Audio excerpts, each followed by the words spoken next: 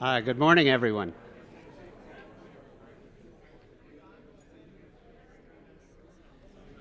Welcome to the annual meeting. I'm Ed Farrell, Executive Director. It's nice to see everyone. It's the first time in 3 years that we've been able to get together.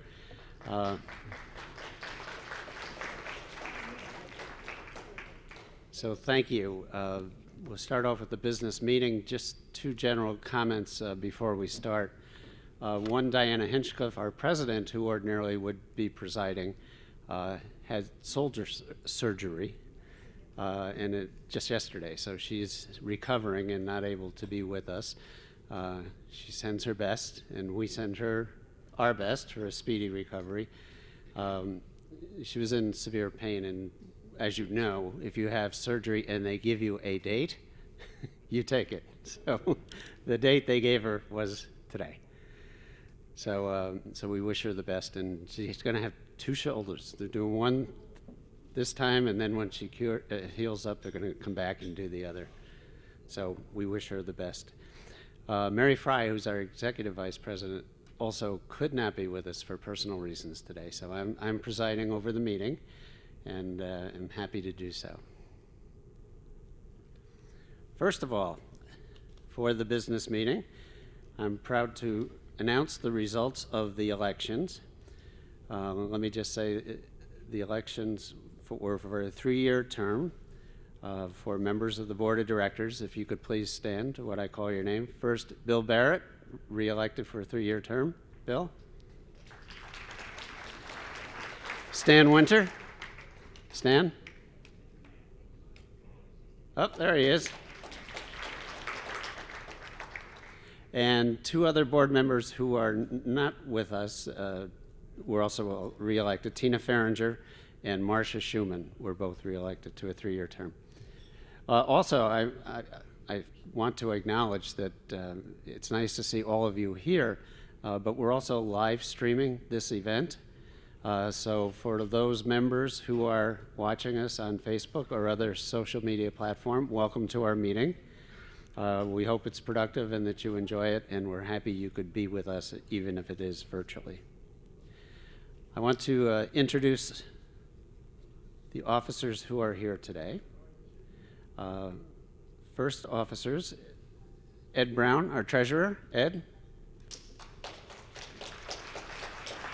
Tom Lally, assistant treasurer. Is Tom here? There he is. Okay. And secretary is Mark Rosenholz. Mark, there he is.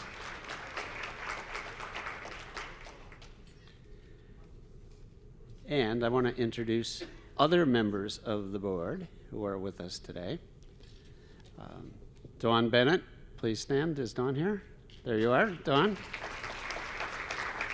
Alan Dorn. Tim Elliott. Jody Fox. Paul Moore. I want to acknowledge that Paul, as a former president as well, this is his last meeting as a member of the Board of Directors. Paul did not run for another term. So thank you for all you've done, Paul. Jim Rollison.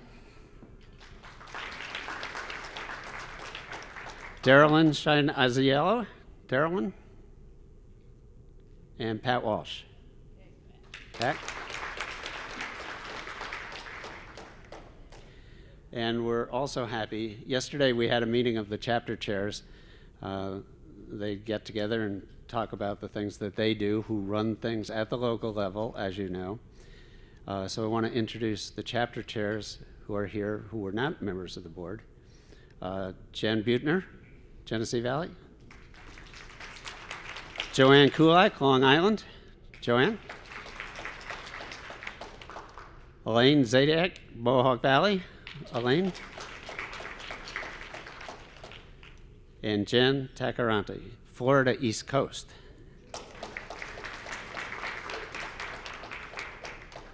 And lastly, I want to acknowledge everyone here to please stand if you are either a new member of RPEA or this is your first annual meeting. Please stand.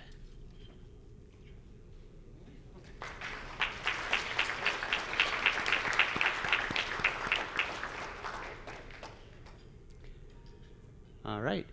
I want to point out a couple of things in your folder. You will see that there is a membership application. I think there are two, as I recall. We found over time that one of the most successful recruiting measures is members getting new members. So if I challenge each of you, you must know two people who are potential RPEA members. If you could just slip them the application, put in a good word, that would be extremely helpful. So I want to go over what's going to happen the remainder of the day, and then I'll open up the floor to any general questions as part of the business meeting. We can get at more intricate things later on, legislative-wise, et cetera. When we finish this, we'll have a representative of Nightship. Let me just, if you raise your hand, how many in here are in Nightship? Okay, good amount.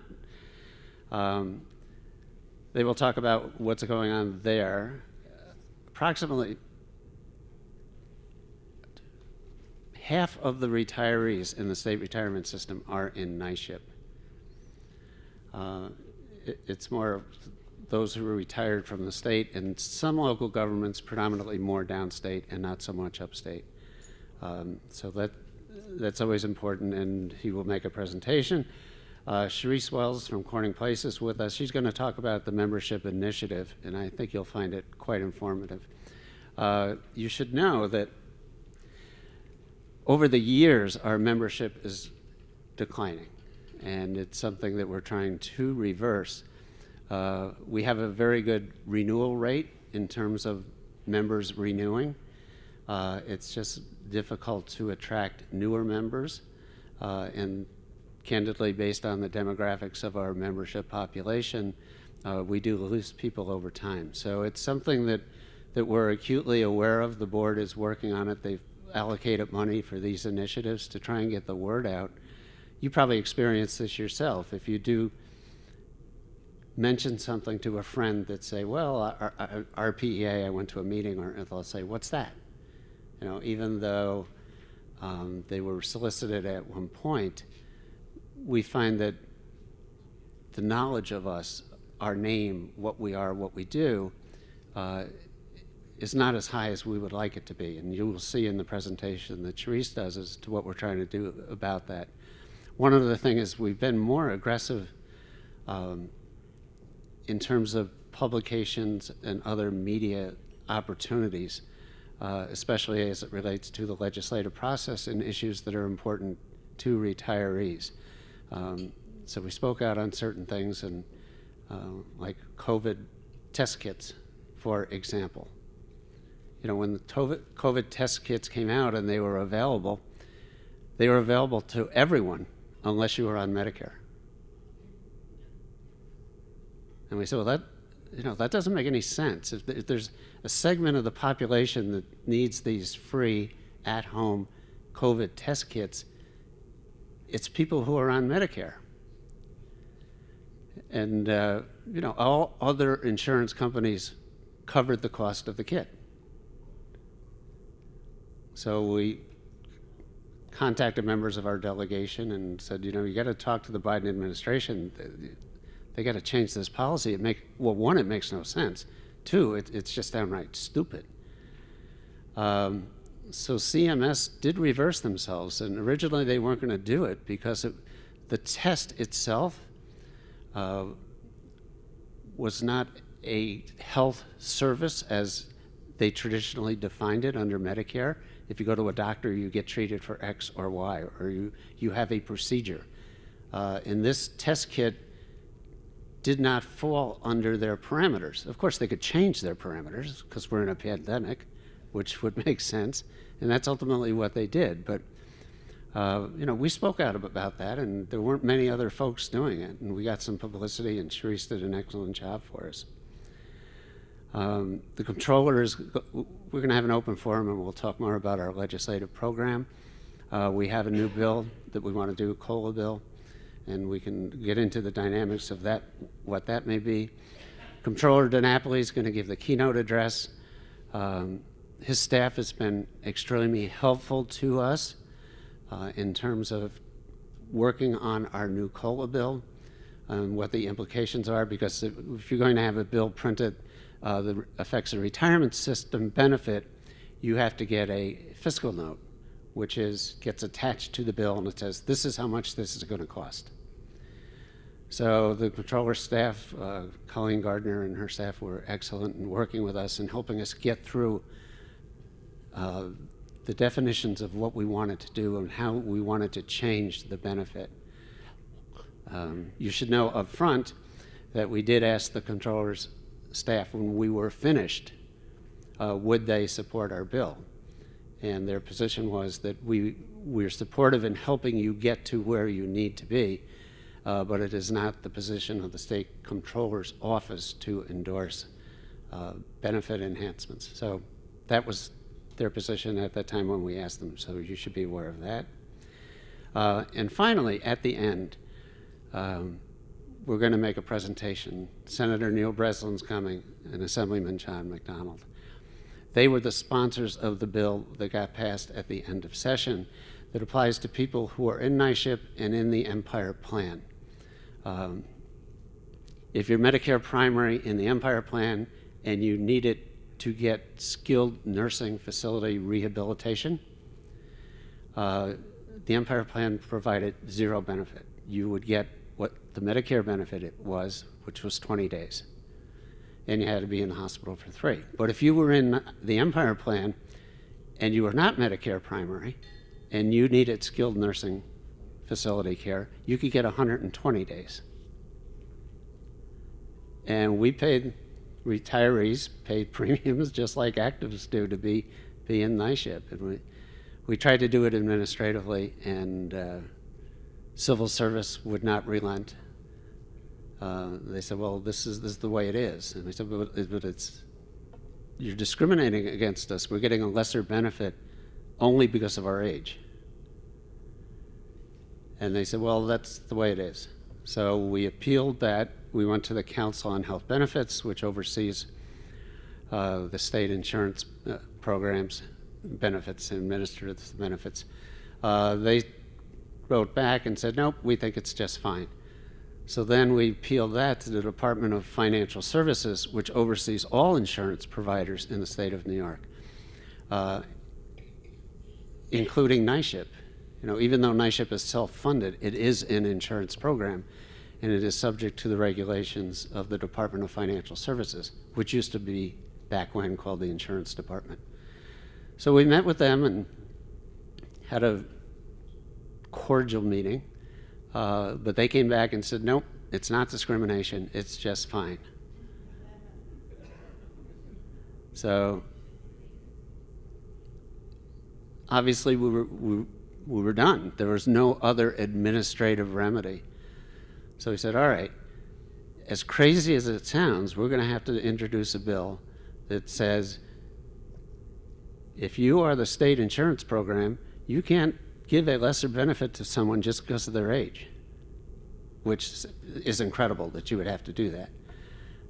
But that's what we did, and we tried to get it in because there might be some budget implications. It was difficult to get it into the budget. So then we had a standalone bill, and to their credit, Senator Breslin and Assemblyman McDonald pushed it, and it got through at the end of session. It passed both houses unanimously, which is a testament, one, to their resolve,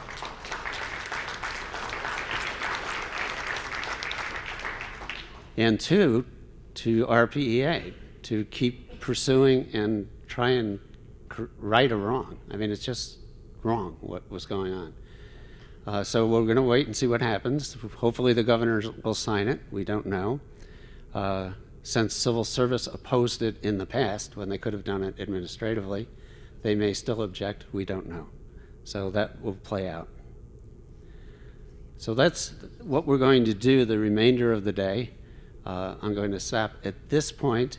If there is any questions from the floor about the organization or the operations, we'll answer those, and then we'll close the annual meeting.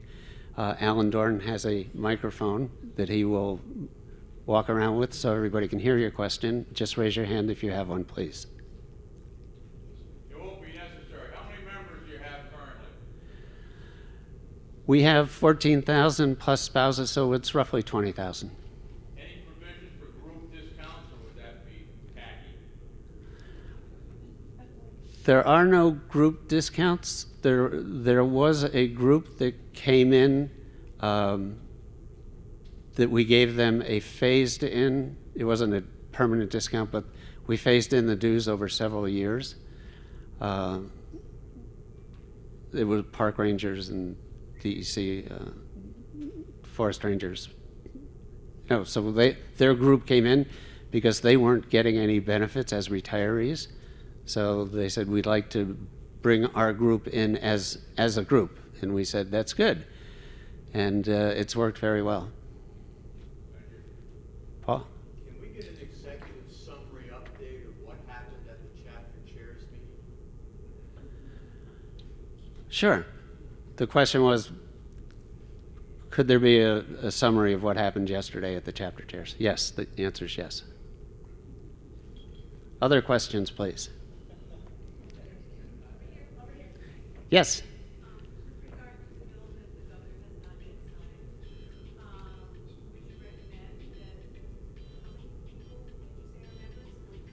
You want to grab?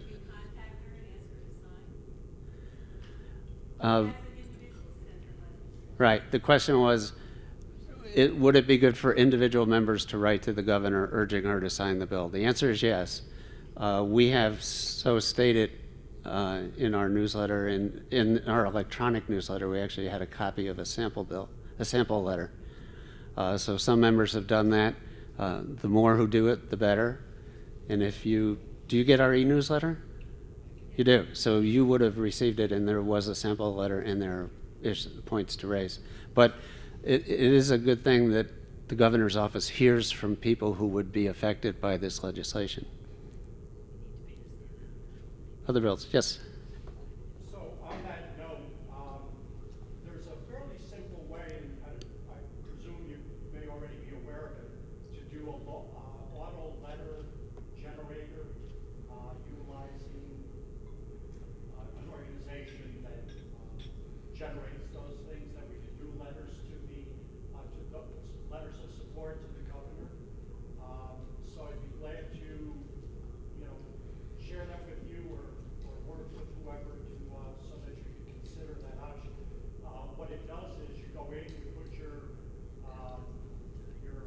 address information, and it will automatically generate, perhaps to the governor and also to your or combination of assembly person and senator, just based on that, and then you click it and sort of electronically signs it and does an email letter of support.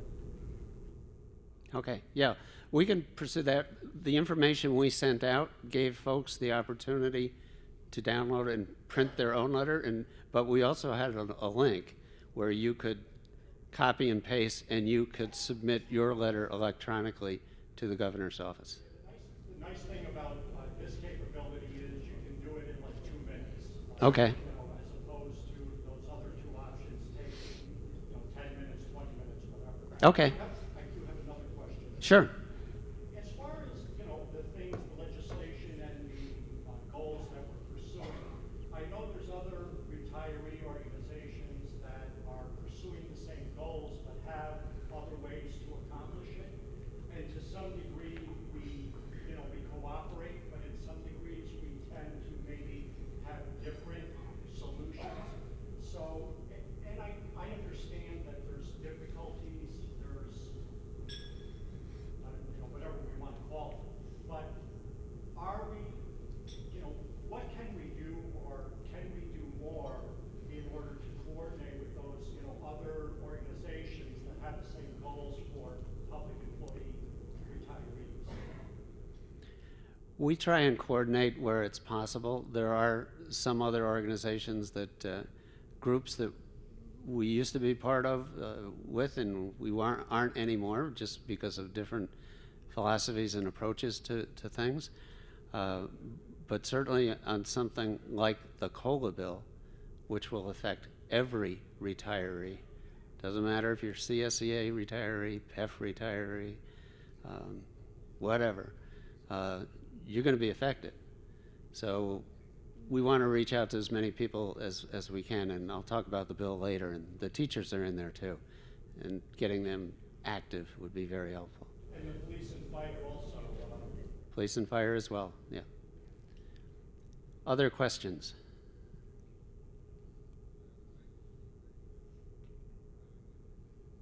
All right, and I so close the annual meeting. Thank you very much. The business part of the annual meeting, let me say. Now we'll move on. Let me just see, is Michael here? Yep, he is.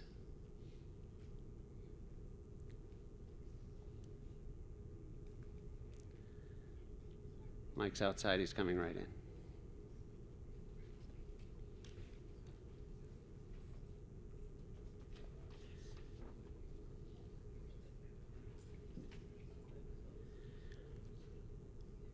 While Mike is on his way up, let me acknowledge our sponsors, Worksite Benefits and Emblem Health, who helped us underwrite the meeting. We thank them for their support, and they've been supportive over many years. All right, good.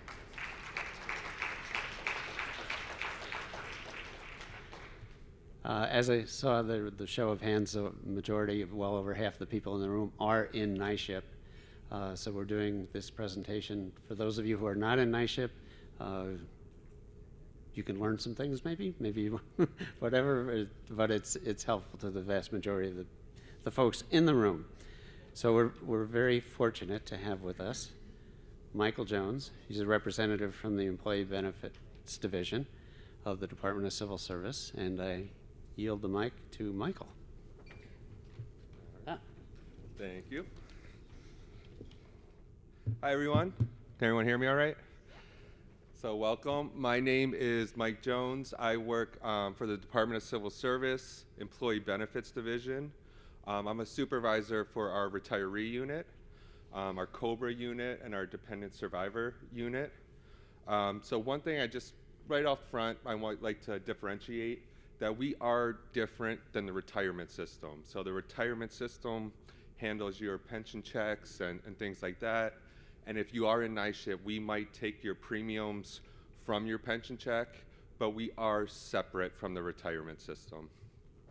But some things we'll go over today is Nightship and the Employee Benefits Division role. I will refer to Employee Benefits Division as EBD for short as we go through. I'll also talk about your Nightship cost, eligibility for dependent survivor benefits, which is your dependents continuing your health insurance coverage upon your death. We'll talk about Medicare and the impact of Medicare on Nightship benefits. Lastly, we'll go over the Medicare Part B reimbursement and the additional Irma reimbursement. Another thing that I'll start with that RPEA asked us to talk about a little bit was the Medicare Direct Contracting Entities, the DCEs. I guess RPEA has received a bunch of questions about how that pertains to Nightship. So I just wanted to let you know there are the direct contracting entities, the DCEs, have no impact on Nightship coverage or your eligibility. If you're not familiar with DCEs, then you probably don't even need to worry about it. But there is some information. RPEA does have a printout, or there was a publication with a page about them if you do have questions on those. So when you retired EBD, we take over the role as your health benefits administrator. So if you have any questions about your eligibility, your dependents eligibility, your billing, your monthly premiums, those questions you would direct to us. And I'll give you our website and our contact number at the end of the presentation. And we're open Monday through Friday, 9 to 4. Our wait times can be a little bit high sometimes, but we do offer a callback option. So you just enter your phone number in, and we'll give you a call back. You'll keep your spot in line, and we'll call you back once your wait time ends. If you would like anybody to call on your behalf, maybe a son or your wife or your husband, you will need to complete a signed Hipaa release form. Our form is called the EBD 543. It's a Hipaa authorization form, and you would fill out that form to authorize someone to speak on your behalf. If you want somebody to act on your behalf, or if you are a power of attorney over somebody, we will need that documentation as well if you wish to make any changes. For example, if somebody was a power of attorney over their parent and they wanted to change their address, we would need that power of attorney on file. Option changes. So there are a number of plans. There's the Empire Plan, and then there's a number of Nightship HMOs, health maintenance organizations, like CDPHP, and MVP. Those are HMOs. So depending on where you live, you're always eligible to be in the Empire Plan, whether you're in New York State or out of the state, out of the country, you're always eligible for the Empire Plan. The HMOs are more for your specific area. So there's a CDPHP plan for the capital region. You would only be eligible for that living in the capital region, and so on. If you ever do wish to change your plan, say from the Empire Plan to a Nightship HMO or vice versa, you can do so once every 12 months. It just has to be 12 months, a 12-month period has to be in between your plan changes. We do mail out all of our health plan choices and all of the monthly premium rates around November, December to give you information about the new plan year. You're not required to make changes at that time, but just once in a 12-month period, you can change that coverage. Or if you are moving, out of your service area, if you're in an HMO and you move to Florida and it's June, just let us know and we'll get you switched over to the Empire Plan because that's the only plan that works out of state. So another question we get a lot is there any availability for a Nightship +1 coverage? So for example, we only offer individual or family coverage. So it's yourself, individual, or family is yourself and one dependent, or as many eligible dependents as you have. There's no there's no couple plan right now. And a lot of people do ask about that, if that is a possibility down the road. But the answer right now is it's not a benefit that's been negotiated. So the benefits are negotiated between the state and the unions. If that is something that is ever negotiated, we would extend it to retirees. But at this time, it's not available. So if you predecease your dependents, you're the policyholder, you're the New York State retiree, you cover a spouse and a couple kids. In the event of your death, they will continue their coverage for 3 months at no cost. We call that the extended benefits period. So for example, if you were to pass away today, your dependents would get 3 months of coverage extended at no cost to them. Mike? Yep. After that 3 months, are they terminated or they start paying again? Good question. That's right where I was going. So after the 3 months, it depends if they meet the eligibility requirements as a dependent survivor. Most of your dependents, if you've been qualified for Nightship as a retiree, typically your dependents are going to be eligible for dependent survivor coverage. But the requirements, let's see here, the requirements are that you need at least 10 years of service with the state or with a New York State public employer, and you need to be enrolled in Nightship, and your dependents need to be enrolled in Nightship at the time of your death. So if you worked for the state for 10 years and you retired, you're enrolled right now as a retiree, and you pass away, your dependents will go right into extended benefits. We will send them out an application if they're eligible as dependent survivors. As long as they send that back, their coverage will continue after that extended benefits period. If they weren't eligible, they would be given the option to enroll in COBRA coverage, which is a little bit more expensive, but it's at least something for them to have. The dependent survivor coverage is actually usually a little bit cheaper than the coverage as a retiree. So if your dependents do enroll, they typically are paying less than you would have paid. But there are some eligibility criteria for those premiums. So if you do want to look at the different premium rates, you can go on our website on Nightship Online. I'll give you that website at the end, and you could find our rates flyer that has rates for retirees, for dependent survivors, for COBRA. It's all right there, and that changes annually. Those are all subject to change January 1st each year. And then with that, your dependents are eligible to continue the dependent survivor coverage for as long as they continue to meet the eligibility requirements. So a spouse is always going to remain eligible unless they remarry or they acquire a domestic partner. Another reason it would end is if your dependents, they never elect it. So if we send them out the application and they never send it back, their coverage would terminate. For children, the survivor child ages out typically at age 26, which is consistent with our eligibility requirements for children.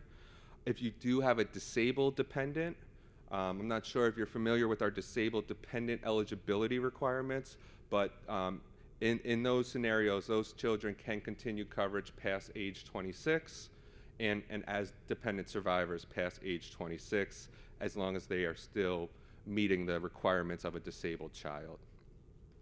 And it is important to let survivors know that there can be no break in coverage. So if they enroll and then they don't submit payments and are terminated, that's it. You have to have coverage continuous. It cannot end. If it ends, you lose eligibility. So how's everyone so far with all that? I know there's a lot coming at you. Question?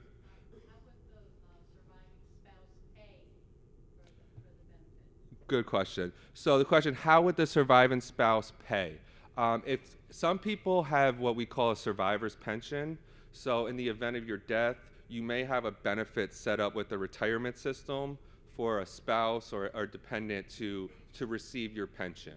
If that is the case, we can take that survivor's pension and take the premiums right out of that check. Otherwise, we would send your survivors a direct bill, just a monthly billing statement for them to send back. And a lot of times, survivors are Medicare primary. I haven't talked about Medicare primary yet, but if I don't get to it, remind me to talk about how that affects dependent survivor billing. One last thing about dependent survivors is when you retire, you're given the option to elect single annuitant or dual annuitant sick leave credit. So if you chose dual annuitant, then your dependent survivors will continue to use your sick leave credit to offset their Nightship premium. All right, so next I'm going to get into Medicare and how Medicare, question?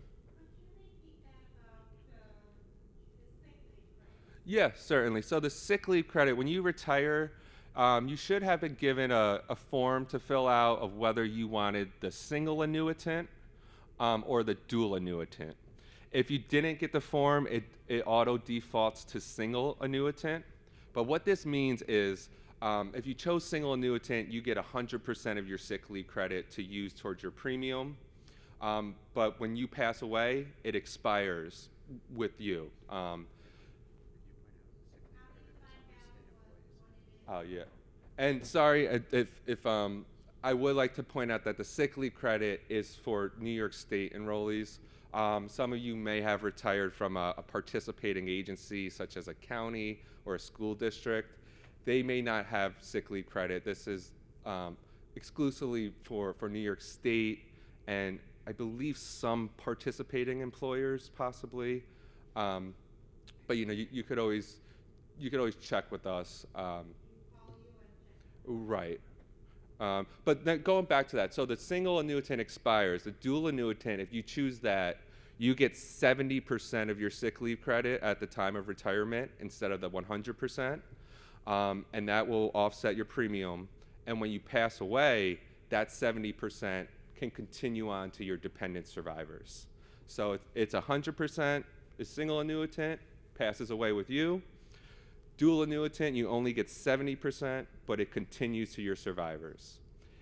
Either way, whatever you choose, if they're eligible for dependent survivor coverage, they'll still be eligible for the coverage. The sick leave credit is only for premiums. Excuse me, Mike? Yep. I can tell you from my own experience, if you're both state retirees, husband and wife, you cannot choose dual. You cannot inherit your spouse's sick leave credit. Right. You only can inherit your own. Right, that's a good point to make. If you're both state employees and you both had, say, you had $250 sick leave, you had $250, you can't combine it for a $500 sick leave credit. In that scenario, you could each be enrolled on individual plans and use it. Right, right. We have a lot of questions here, and I want to make sure that the millions who are watching on video get to hear the questions. So if you wait for me to get to you, I'll hold the microphone up right in front of you, and they can hear them. Okay. So just a little patience. Okay. Okay, sorry about that. I forgot Okay, we're live person. streaming. So I'll take a couple more questions, then we'll move on to Medicare. Looks like we have a question over here.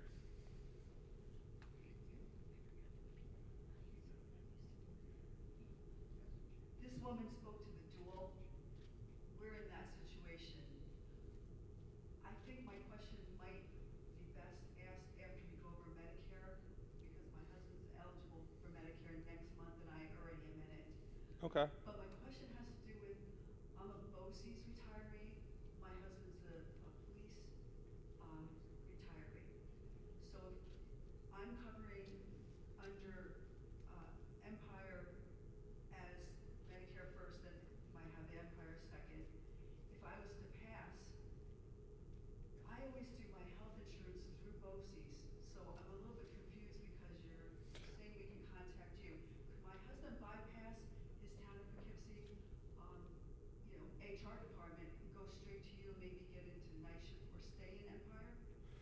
So when you say through BOCES, is that the Nightship coverage you have? I have Empire. The Empire plan? Okay, and your husband's enrolled on your plan? Exactly. And he also is eligible for Nightship through his own employment? Yes. So if you wanted two individual plans, he could certainly contact us and we could see if he's eligible as an individual, or if you know, I'm not completely following the question. The question has to do with I was to be deceased first. Oh, okay. So yeah, if you pass away, he could enroll as a dependent survivor, or if he was eligible for Nightship as a retiree through his own employment, we would review the records and he could enroll through that employment. So he would be able to keep the Empire plan? No, it would be an option. He could keep the Empire plan as a dependent survivor or enroll in his own right. You're welcome. Okay, we have one more question, then I'm going to move on to Medicare.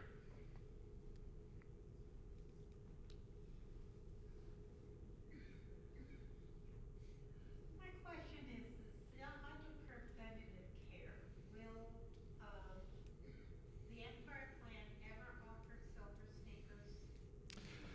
So regarding to silver sneakers, this is a question we get all the time. If it's part of the, if we offer silver sneakers, unfortunately, we do not offer silver sneakers right now. It's not in the Empire Plan's benefits. It's not something really that I specialize in with negotiated benefits like that. I mean, really, you can keep writing in and and bug my boss, and maybe they'll do something. But as of now, it's not something that the plan has. Such a good program. It costs a lot to join a gym and all that, but it's such a good program. I mean, to keep people healthy. I mean, even it just came out about walking. Preventative care is important. Yes, certainly. So, so I'm in Nightship and I'm in CDPHP. So with my CDPHP, there is a gym reimbursement program. So I know it's not the same as silver sneakers, but there are some options available for that. If you look through the Health Insurance Choices publication, there are some plans. Right. So yeah, I know. So it's one of those things where everyone wants it, but unfortunately we don't have it at the time. So I'm going to move on to Medicare, and if you have other questions I talked about already, you can find me after, and I'll stick around for a little bit. So what is Medicare? Medicare is a federal program. Mostly people are eligible at age 65. Other people are eligible prior to age 65 due to disability. So Nightship mandates its enrollees to enroll in Medicare Part A and Part B when you are first eligible for Medicare coverage that is primary to Nightship. As retirees, usually once you become eligible for Medicare, it becomes primary to Nightship. So if you're already retired, you're enrolled in Nightship, you're becoming eligible for Medicare due to turning age 65, 99% of the time, that is your primary coverage. There are some weird exceptions with certain diseases, such as end-stage renal disease or ALS, which is known as Lou Gehrig's disease. So there are some differences, but typically Medicare becomes primary for a retiree once you become eligible. And we do mandate that you are enrolled in Medicare Part A and Part B. If you do not enroll, or if you only enroll in Part A, your benefits may be terminated or they will be drastically reduced. And you could find yourself in a world of claims issues if you go and get services and you don't have your Medicare in place. So not trying to scare you, but just trying to stress the importance that you do want Medicare A and B once you become eligible. For most of you, that will be the first of the month in which you turn 65. So if you turn 65 next month, let's say October 5th, you'll become eligible October 1st. Do not wait until your 65th birthday to do this. This is not something you want to procrastinate because it takes them a lot of time to get everything processed, and it needs to be in place the first of the month. If you are collecting Social Security already, usually they will send you a card with A and B, and all you have to do is take it out and keep it, and you're good to go. If you're not collecting, then you will have to contact Social Security to start the enrollment process, and you want to do that about 3 months before the month you become eligible for Medicare. So we have a question here. I'll let him. You answered mine, thank you. You're welcome. I'll wait for the microphone.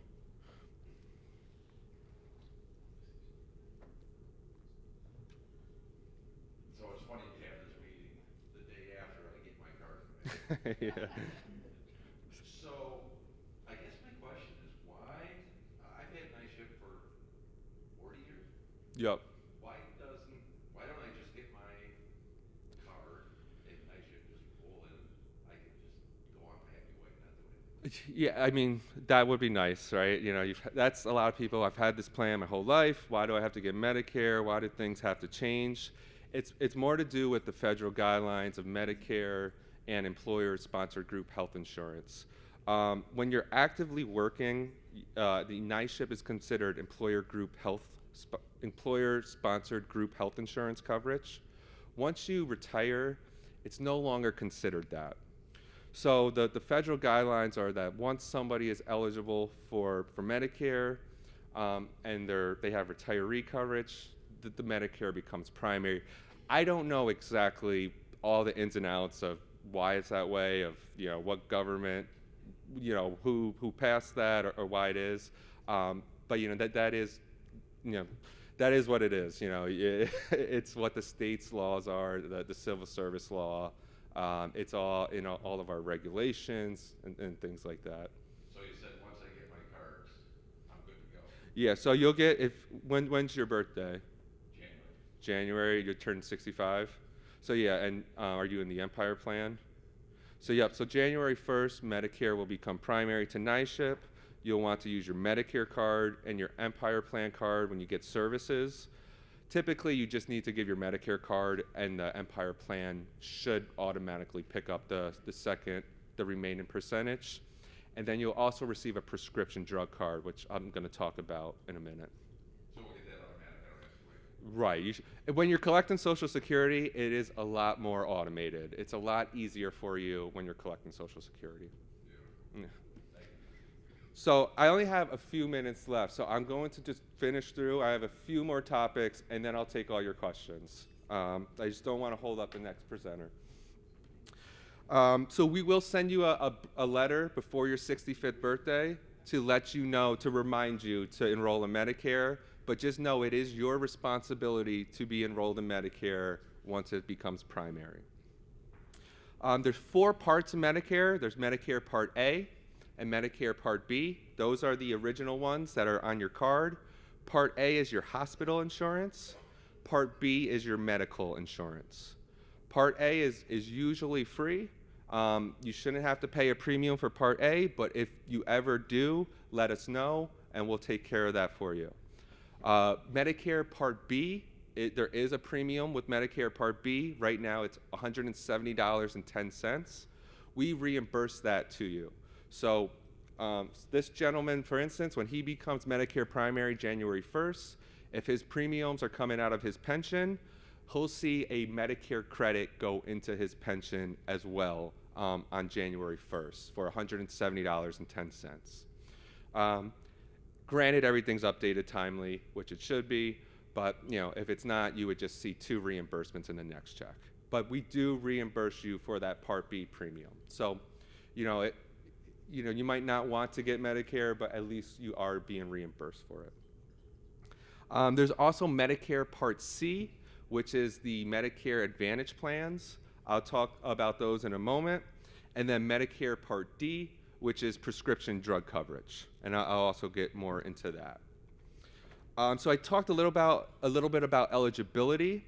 So eligibility begins the first of the month in which you turn 65. If you turn 65 on the first of the month, then it's the previous month. So just, you might want to read up on Medicare when the time gets close so you know when you're becoming eligible.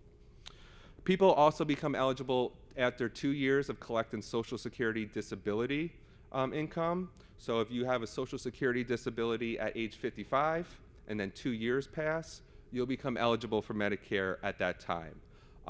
So we do not always get that notification if it's due to disability. It's a lot easier to know your birthday and say they're turning 65, Medicare's primary. But if it's due to disability, we don't really know. So you would want to send us a copy of your Medicare card if you become eligible due to disability. And as I said, when you're actively working, if you become eligible for Medicare, Nightship stays primary. But when you're retired, Medicare is always primary to Nightship, except for those certain exceptions. So how does Empire and Medicare work? Medicare Part A and B becomes primary to the Empire plan. Coverage under the Empire plan becomes secondary to Medicare Part A and B. And then the Empire Plan Medicare Rx is a Medicare Part D prescription drug plan through the Empire Plan and Medicare that we will automatically enroll you in. Nightship HMOs in Medicare, so if you're in like CDPHP, MVP, one of those, the way that works is you need to be enrolled in Part A and B. We will take your A and B enrollment and enroll you in what's called a Medicare Advantage plan. So you would have all of your Medicare benefits and your state benefits under one plan, such as it would be called a CDPHP Medicare Advantage plan. You would have your Part A and B benefits, your CDPHP benefits, and Medicare Part D benefits all tied in through that one Medicare Advantage plan. The Empire Plan, the Medicare D, I'll just go back to that real quick. I said you do get a card for prescriptions. That's called the Empire Plan Medicare Rx through SilverScript. You would get a card that says SilverScript, which you would use for your prescriptions. It is very important that you do not enroll in other Medicare plans. So you may get stuff in the mail. You may see Joe Theismann on a commercial for AARP trying to get you to enroll in these plans. If you enroll in a Medicare D plan or a Medicare Advantage plan that's outside of Nightship, it is going to terminate your benefits. If you cover any dependents, any children, a spouse, it's going to terminate all of their benefits too. So really, if you get any of that stuff, just throw it away, just ignore it, because it's going to affect your benefits, and then there's a whole process to get reinstated. You have to get a termination letter from them and then send it to us. So you're best off just staying away from those other plans. And the salesmen are very good, so don't let them talk you into it. They'll tell you it won't affect our plan, but they don't know. So just be cognizant of that.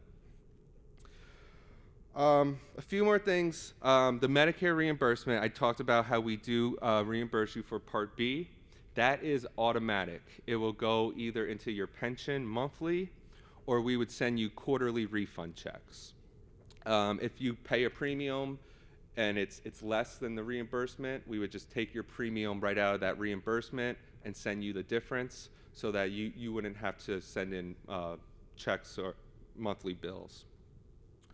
There's also what's called the income-related monthly adjustment amount that Social Security charges on top of Medicare premiums. This is if you are in a higher income bracket. You could check Social Security's site for the actual amounts.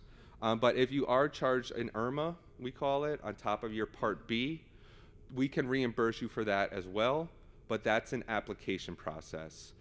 So, for example, anyone that paid Irma in 2022, that was Medicare primary, application will become available in January or February, and you'll need to fill that out and submit proof of your Irma payment, and then we will reimburse you the full amount in one lump sum.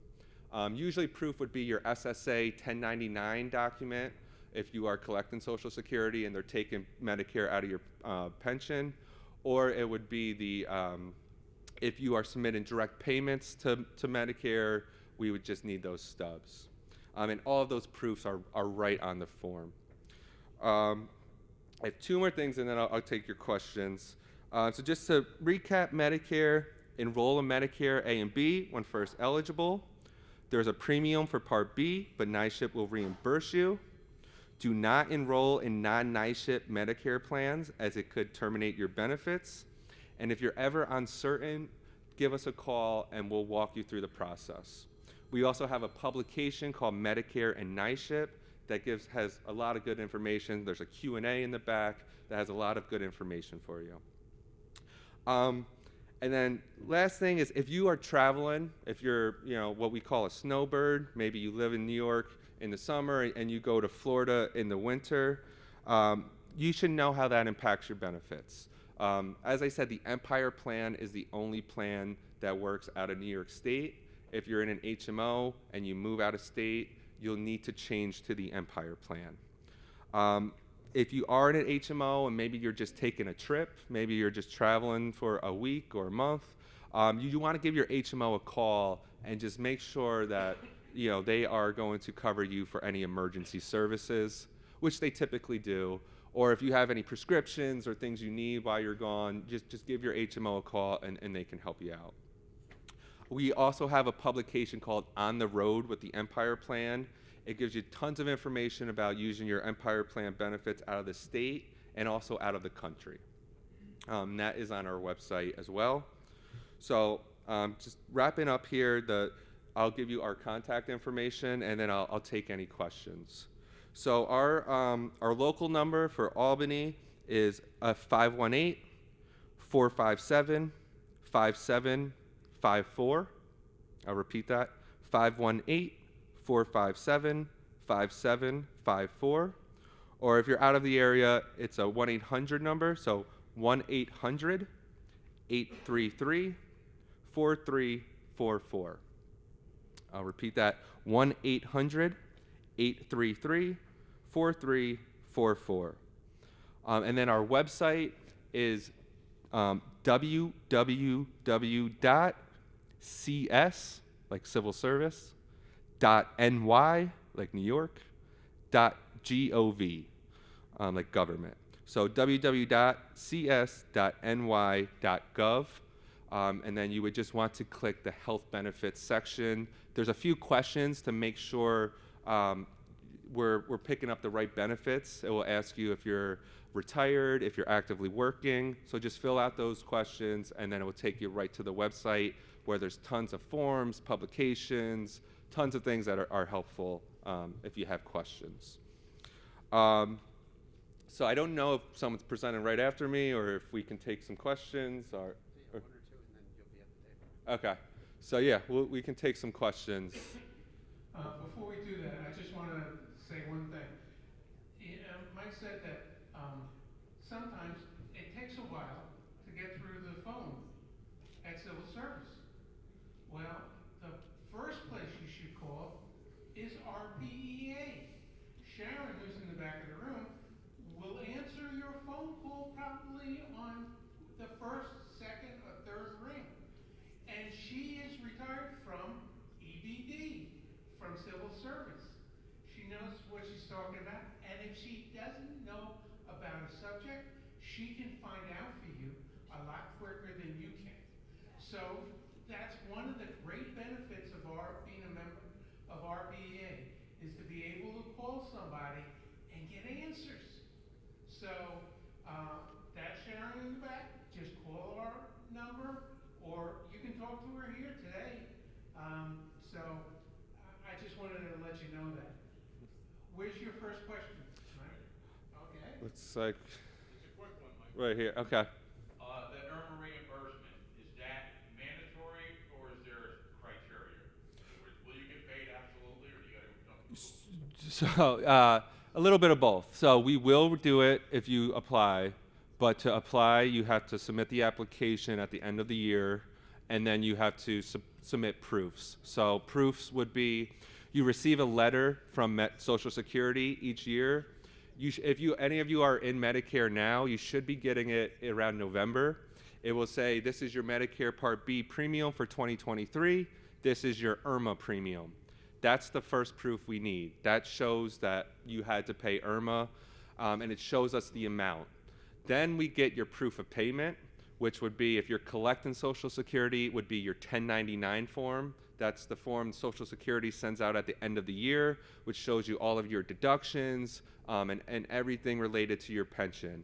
We can take that form, look at the amount on the other form that Irma is charged, and if it makes sense, there was a $50 charge for Irma. We look and there's a $50 extra charge on your Part B premium. Then we send out that reimbursement check. So it's easier when you're collecting and you have all your forms and you send it right in. It's pretty much no problem. But if maybe you didn't keep track of your forms and you're not collecting and you have to send in proof of payments from your bank or from a check, it's a little bit more complicated that way. But really, if you keep good records, it's not too bad. Okay.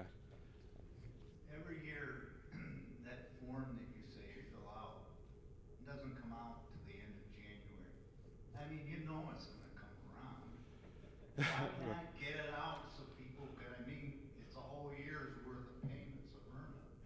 And the sooner you get it in, the sooner you get it back. Right. It doesn't take 1 or 2 weeks. It takes Right. 3 or 4 months. So. Right. It is a good point. You know, it does. We have to have the form approved by our communications. You're right. It's not much has changed on the form, but we do like to change the Medicare IRMA amounts. I agree with you. We could do better at getting that form out. The reason we don't send it out the year prior is because then people will send it in without proof of payment, because you're not going to have proof of payment until about the end of the year after you made all your payments. Right. So if people send it in and then there's no proof of payment, it kind of creates more work for us. We have to send out letters letting them know, you know, we need proof of payment. So I think the logic behind it is kind of January, February, everyone should have their stuff and it should make it more seamless. But really it's just, if we had more people, we'd get it.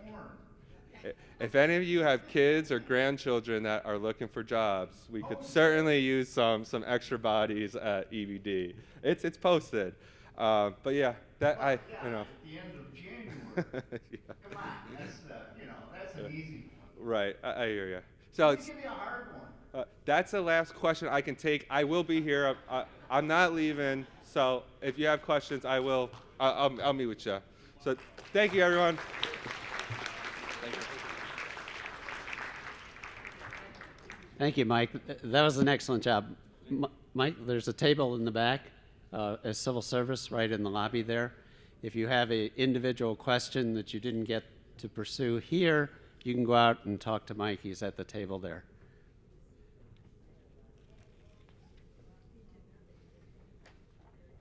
I mentioned earlier our communications efforts. I want to call your attention to a handout it's in your folder. It's white paper. I know there's some multicolored things in there, but it's a short summary of efforts Corning Place has done on behalf of RPEA to try and get our name out more. And this membership initiative is quite important, and it's a priority at the board.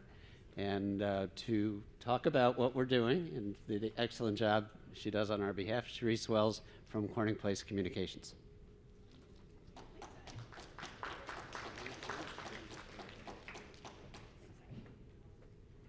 Hello, everyone. I'm going to stand at the podium so that folks who are watching at home can see me. My colleague Nicole is over by a screen that unfortunately you can't see at home, but we are recording this annual meeting, which we'll share after the fact, and that will include the PowerPoint, so you'll be able to see what we're all talking about. But so great to see you all. Sharice Wells, for those who I haven't met before. I'm with Corning Place Communications. We work with RPEA for a few years now, and we work with all the staff and the board, chapter chairs on the quarterly newsletter, social media efforts, earned media, as Ed mentioned, which is all part of the membership initiative, and we'll talk about a few of those things this morning. And I also want to introduce Nicole, and I'll kick it over to her to introduce herself. Hi everyone, my name is Nicole Stagnick. I work with Sharice over at Corning Place. My specialty is video production and a little bit of marketing and social media. So if you have any questions after we speak or during lunch today, feel free to come grab me.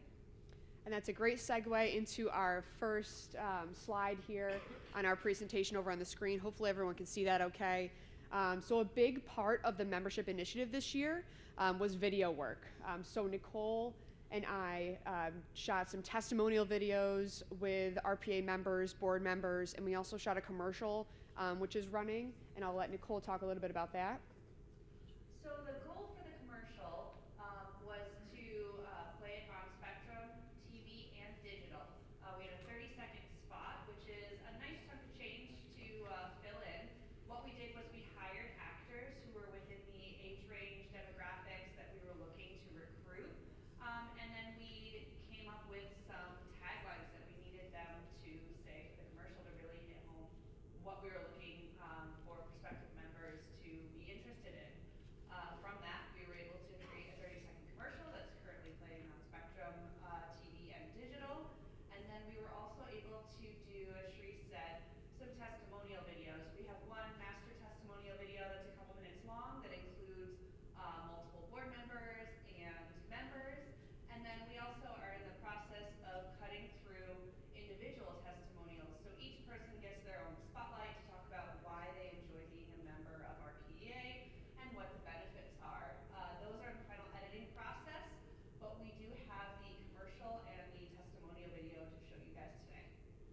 So we'll show you the commercial first. That'll be up on the screen. Public sector retirees have unique issues. That's what RPEA specializes in. I don't have to navigate the pension healthcare system on my own. RPEA is there for me. You'll always hear it from RPEA first. Plus, I can call RPEA anytime I need help. RPEA is the only group whose sole purpose is to advocate for public retirees, like me. And me. And me. And me. So that commercial is running not only on Spectrum, but Optimum and all streaming services. And the good part about that is everyone viewing TV is choosing to watch something and will then be served this ad. And it's a little bit scary what they're able to do now in terms of targeting, and I won't get into the details because honestly it's over my head. That's why we work with partners on this. But basically they know where current public sector employees and public sector retirees are living, and we targeted 55 and up. And we are targeting the top 30 zip codes across the state in addition to the top 10 zip codes downstate. And that includes New York City, Long Island, and the lower Hudson Valley. So that is currently running now. We'll have those results hopefully by the end of November. That commercial is also is running on Facebook and through Google. So we're definitely targeting as many potential members as possible and those who are currently members so we can continue to have everyone renew. And the next video we're going to show is the one that Nicole spoke to before. It's a longer form testimonial video. Both of these are up on the website currently as well, and we'll play this one for you too. You might see a couple of the celebrities here in the room today. My name is Marcia Mara. I work for the Albany County Department of Health. My name is Diana. My name is Jim. I'm Ron Canistrari. I retired from the New York State Assembly.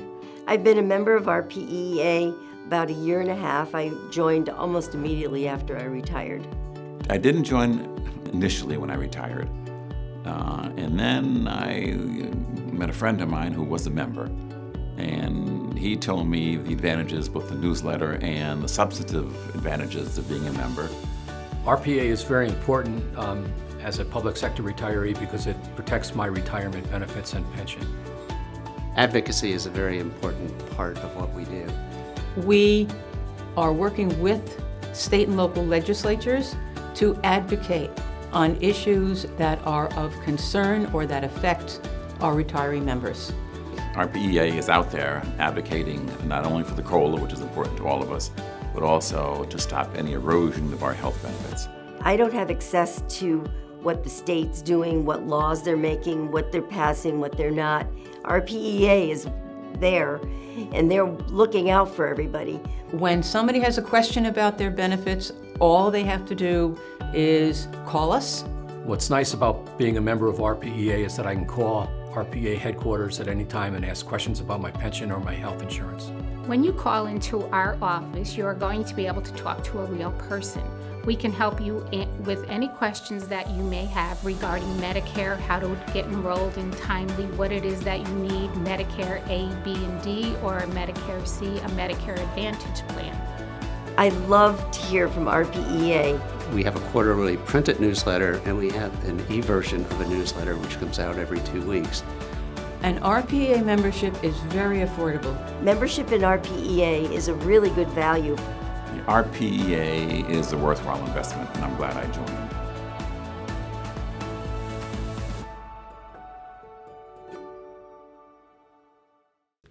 So that's our longer form testimonial. And again, that's up on the website. We'll also be sharing that across social media channels. And the great thing about these videos is you can go right to the website, copy the link, send it to former colleagues, neighbors, friends, and it's a great way to introduce them to RPEA if they're not yet a member. So going into a little bit more detail on the digital and TV ads.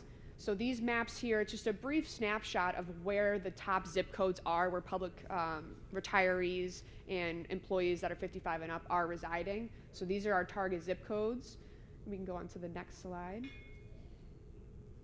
And then this is a look at, and again, I just want to remind everyone, we will include this PowerPoint within the final recorded video so you can see this a little bit more up close. I realize the screen might be far for some of you. But the image on the right side is just a snapshot of all the different places where you can be watching TV and be served the commercial. So there are a lot of logos there that include TV networks, streaming apps, etc.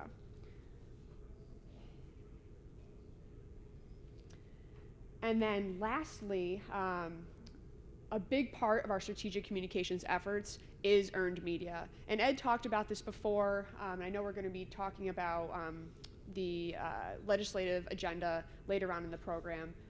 But a big reason why our earned media efforts are important is because it's a way for us to get RPEA in the news, to show that RPEA is advocating on your behalf, and to influence decision makers.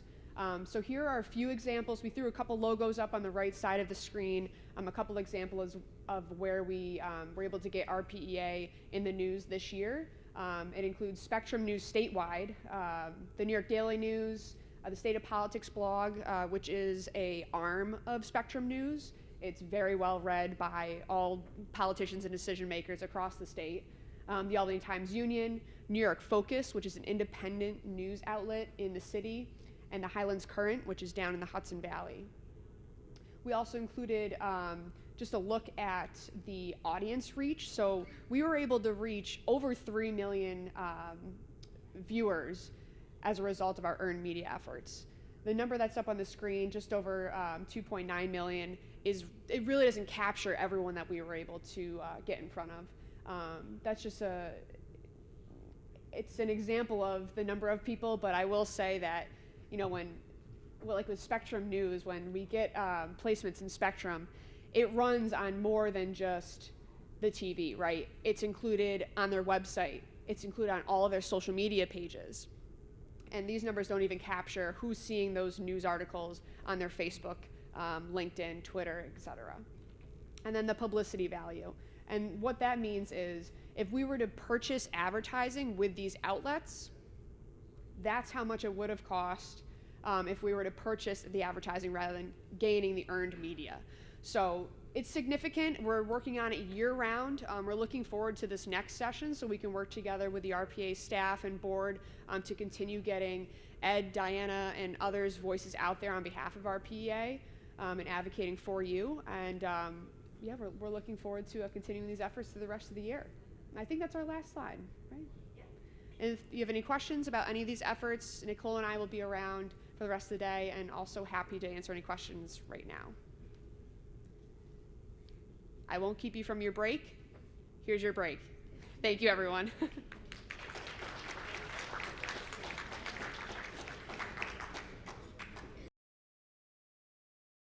At this point in the program, we're going to have a legislative update, and then we're just going to open the floor to things you want to talk about, be they either of a legislative nature or other business. If you refer to your packet, I ask you to pull out the green paper, which is green page, which is what we'll be working off.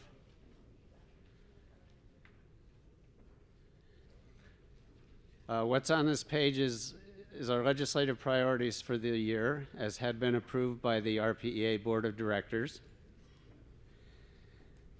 We do get involved in federal issues, as I had mentioned earlier. Obviously, protecting Medicare and Social Security is a top priority for everyone. I did talk about the COVID testing earlier. That's something we were very successful with. One, we got the benefit for our folks, you. Secondarily, we also had a benefit ancillary of getting publicity for RPEA. We had, I don't know if it was in Sharice's production, but there were several TV opportunities that resulted from this. So I'm just going to run through them quickly. You have them in front of you. I don't need to read everything. First, the COLA, and I'll talk about that briefly, and then I'll come back at the end, because that's the biggest important thing that affects everyone. We did get our bill introduced at the end of session, and I will get back to it at the end and talk about what's in the bill and how it works. The other bill, which we had talked about earlier, was the Medicare reimbursement if you had to go to the skilled nursing facility. Passed both houses unanimously. will be making a presentation afterwards to Senator Breslin and Assemblyman McDonald for their extraordinary efforts on our behalf.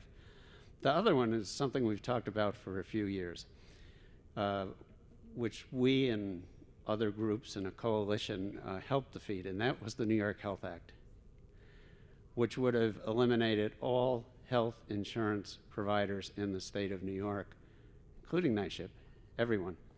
And the state would initiate its own state-run health insurance program under the presumption that the state could harness all the Medicare and Medicaid money that was currently coming to recipients in the state of New York. A wild assumption, certainly. But it had been around for a few years. It was Assemblyman Dick Godfrey from Manhattan. This was his pet project. He's retiring this year. He's not running again. But it did pass the Assembly a few years back when it was a one-house bill, meaning at that point the Republicans were in the majority in the Senate, and this is something they would never, ever do. But when the majority in the Senate shifted and it became Democrat, we became more concerned that this, what used to be considered a one-house bill, might have some legs. So we organized our efforts and said, this is really a bad idea. We testified at hearings. There was a provision in the bill, this is amazing. There was a provision in the bill that talked about us, public sector retirees. And theoretically, under this New York Health Act, nobody was going to lose any benefits. So when I was at the hearing, I said, well, if you're going to implement a plan where nobody loses benefits, that means everyone in the plan rises to the highest level, because if the people at the highest level are not going to lose any benefits, that means everybody else is rising up to that benefit level. And they said, well, not sure. And the other important thing, right in the bill, it said, if you are a public sector retiree and you are being provided health insurance as a public sector retiree, and this New York Health Act, for whatever reason, doesn't give you the same benefits, i.e. you're going to get lesser benefits, then you would go back to where you used to get your insurance and they would make up the difference. So I pointed out to the legislators that if you abolish all the other programs, there is no other program to go back to because they don't exist.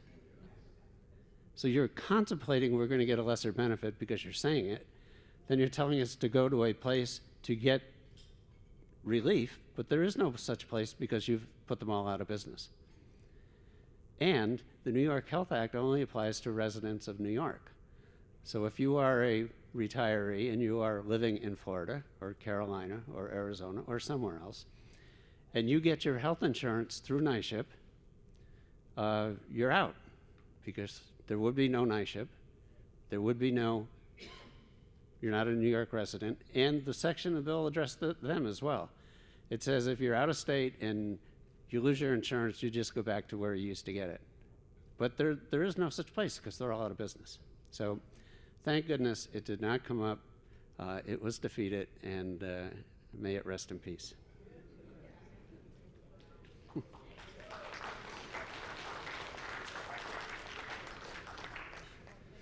The voluntary dues deduction, which would be helpful. We've had some issues with the unions about it. They don't want us to have a voluntary dues deduction. They would actually prefer that we just go away. So we'll continue to work on that. Other bills of interest down at the bottom here. We talked about Irma Payment. The state reimburses if you're in Nightship for Irma, except for Part D. So we have a bill that said, you know, if you're going to reimburse Irma, you should reimburse all of it, not just Part A and B, but there is a Part D. So civil service has not been willing to do that administratively, so we have this bill. The second one here has to do with what happened a few years back when the CSEA contract got approved, and they changed the percentage of contributions to the people in the bargaining unit. But there was a clause in that, in the legislation that approved the contract that said, even though this applies only, this is for the bargaining unit, the Commissioner of Civil Service and the Director of Budget, if they so decide, could implement these increased percentages to anyone, which is what they did. We ended up having a lawsuit, which we lost, saying, you can't delegate it. But the language was pretty clear in the bill. So now we have this bill that says the legislature passes legislation to approve a contract as a result of collective bargaining. The bill can only address issues that are related to the contract. They can't extend it to other people who are not part of the bargaining unit and are not affected by the contract. So it's been around a couple of years. It has not passed, obviously. So that's it. And a couple more, you can take a peek, look at them. Every once in a while, there's an issue of the state comptroller and the retirement system and the sole trustee, and maybe we should have a panel or a commission, or we should have something else. And they're around, but they're not as strong as they used to be. But any one of those we automatically oppose. We're very comfortable with having the comptroller as the sole trustee of the pension system. So I want to go back to the COLA bill, because as I mentioned earlier, it affects everyone in the room, everyone not in the room, everyone watching live streaming.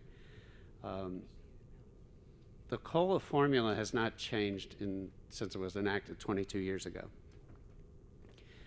And the formula says that you would get, the COLA would consist of 1/2 of the rate of inflation, never to be less than 1%, nor higher than 3%. So generally, we've gotten like 1.2, 1.3%, half the rate of inflation. The COLA hit 2% once in 21 years, because there was a year after it was enacted before it took place. So in 21 years, it hit 2% once. And this year, as it was announced, the COLA is going to be 3% for the first time ever in history. And that's because inflation is 9% or 10% or whatever it is. And there's been a bill for years to go back, and the COLA is based only on your first $18,000 of your pension. So there's been a bill for years to go back and change it and say, well, let's raise the $18,000 to $21,000. That seems sort of reasonable over time. But there has been no interest in doing that on the part of the legislature. So we looked at that and said, all right, we have this provision that's out there, doesn't pass. What are we going to do for everyone in between? What can we do over these 21 years to try and correct the premise on which the COLA was initially enacted, that we would get half, theoretically, of what the COLA should be? So we said, let's go back and do the computations for 21 years as to, if we took out the language, just eliminate it, you get half the rate of inflation. That you would get the rate of inflation never to be less than 1%, nor higher than 3%, for each of those 21 years. What would that amount to? So we were able to do the analysis with our in-house actuary here, Ed Brown, and come up with some numbers. And thankfully, to the Comptroller's credit, he made his staff available to us to work through these numbers, because they're all their numbers. We're working off what the retirement system has, as to what it would be to try and implement something. And we call it a catch-up provision, that we would go back each of the 21 years and compute, because obviously not everyone's retired 21 years, but there are some folks out there who are, and compute what you would have gotten as a real COLA, but never to exceed 3%, so we're not busting the bank. And there's some folks, I need to point out, there are some folks in the retirement system, 24% of the retirees have a pension of $10,000 or less. 24%. Then you go up to $20,000. What percent of the retirees have a pension of $20,000 or less? And that number is 43%. So people who retired earlier, salaries were lower. Final average salary was lower, but that's what it was if you retired 30 years ago or 35 years ago. But there are people around. So this catch-up provision is to go back each of the 21 years, compute the extra percent, be it 1.3, 1.4. There are a couple of years where it would have been 0 because the rate of inflation was actually less than 1% for a few years. So a few years we got the benefit because we got a little higher than 0. But so we did it, and we have some numbers, and we need to go back with the Comptroller's office to work through the numbers. But the bill is in print. It's introduced. Senator Gernardus put it in at the end of session. So we do have a bill in print, and we have a fiscal note from the retirement system. So it's for the employees' retirement system, it's for police and fire, and the Senator Gernardus also put in the teachers' retirement system, which has to get a fiscal note. But since we're at the end of session come January, it will be a new legislative session. We'll have a new bill. It'll have a new bill number because all bills expire at the end of December. And Assemblyman Abadi said that he would put in a companion bill in the Assembly. So we want to be ready to go when we have a bill number for next year, come January, both in the Senate and in the Assembly. And we want to get people to talk to your legislators and say, listen, and it's not a lot of money. The fiscal note, it was like $340 million for both pieces. The catch-up provision was, I think, 137, and also to raise the threshold from 18 to 21,000, I think was like another 180 or something. I don't have it in front of me, but it's in that range. And within the scope of the retirement system, that's peanuts. I mean, it's important for us. And the good thing about this is a computation, and it's a one-time payment. But once you get that one-time payment, it becomes part of your base. And you get it every year hereafter. So people say, well, what's the average? How much am I going to get? And it depends when you retired. The average counting in recent retirees is around $800. And if you go back a few more, if you go back to retirees, I have it in front of me here. If you retired in 2006, you go over the $1,000 mark. If you retired in 1996 or before, we're talking something in excess of $2,000, $2,500. But it's a one-time payment. But because it becomes part of your pension, you get that payment forever. Next year, year after, year after, year after. And that's in addition to whatever the other COLA is, regular COLA. This is just a catch-up provision, and it only applies to current retirees. So it's not prospective, which would make it incredibly more expensive. So that is the legislative update. I would be happy to take any questions you have and respond. Yes, over in the back, we have a question. Hold on, the microphone's coming. So Ed, on that cost that you mentioned, is it true that cost would not only come out of the retirement system, but there would be also an employer annual cost going forward for that? So that's an added consideration as far as the probability of it passing or having the support in order to pass that. The answer is yes. It would be a cost to the retirement system. The extent to which the retirement system did not generate enough income on its own through investment activities, it would have to pass that additional cost on to employers to make up the difference. Yes? Just a follow-up.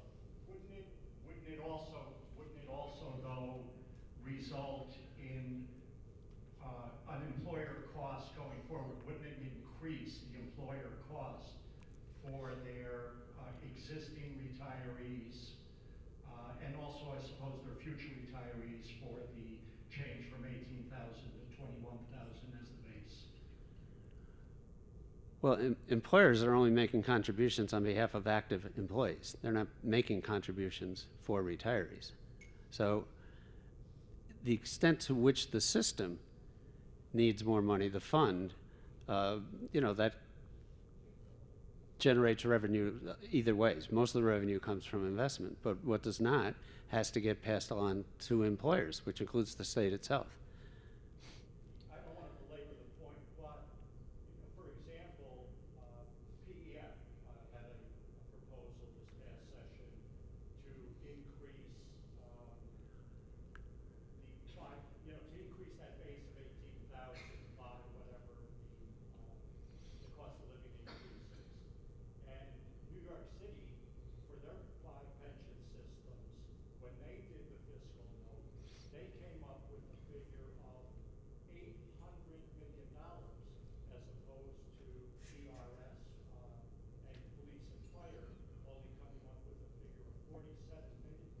So what the New York City actuary did was he front-loaded the cost, 16 times higher than what ERS came up with, because they wanted to cover the cost for existing retirees all in that first year. Okay. So there is a, Right. We're getting in the weeds here a lot. Right. that's a consideration Okay. for being able to pass it. Yes. Yes. I mean, that's a level of detail that I think we don't need to go on in here, but we are aware of it, yes. Other questions?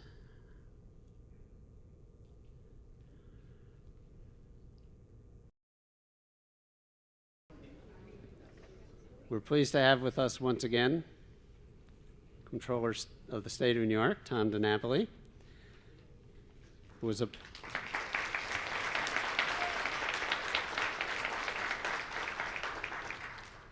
good friend of RPEA, and Tom was first appointed Comptroller in 2007, subsequently elected to full terms 3 times, and I do point out that the Comptroller is on the ballot this November.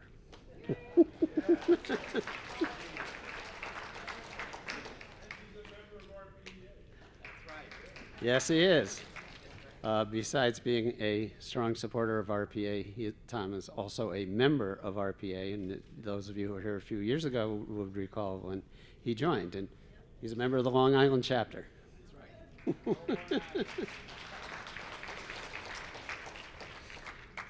Just a few minutes earlier when we were talking about our COLA bill and what we're trying to do something to change the formula, I did point out, and I do want to thank you for making Colleen and her staff available. They were incredibly helpful to us as we tried to work through the intricacies of what we developed as a catch-up provision, besides just increasing the base. So I thank you for that, and I thank Colleen.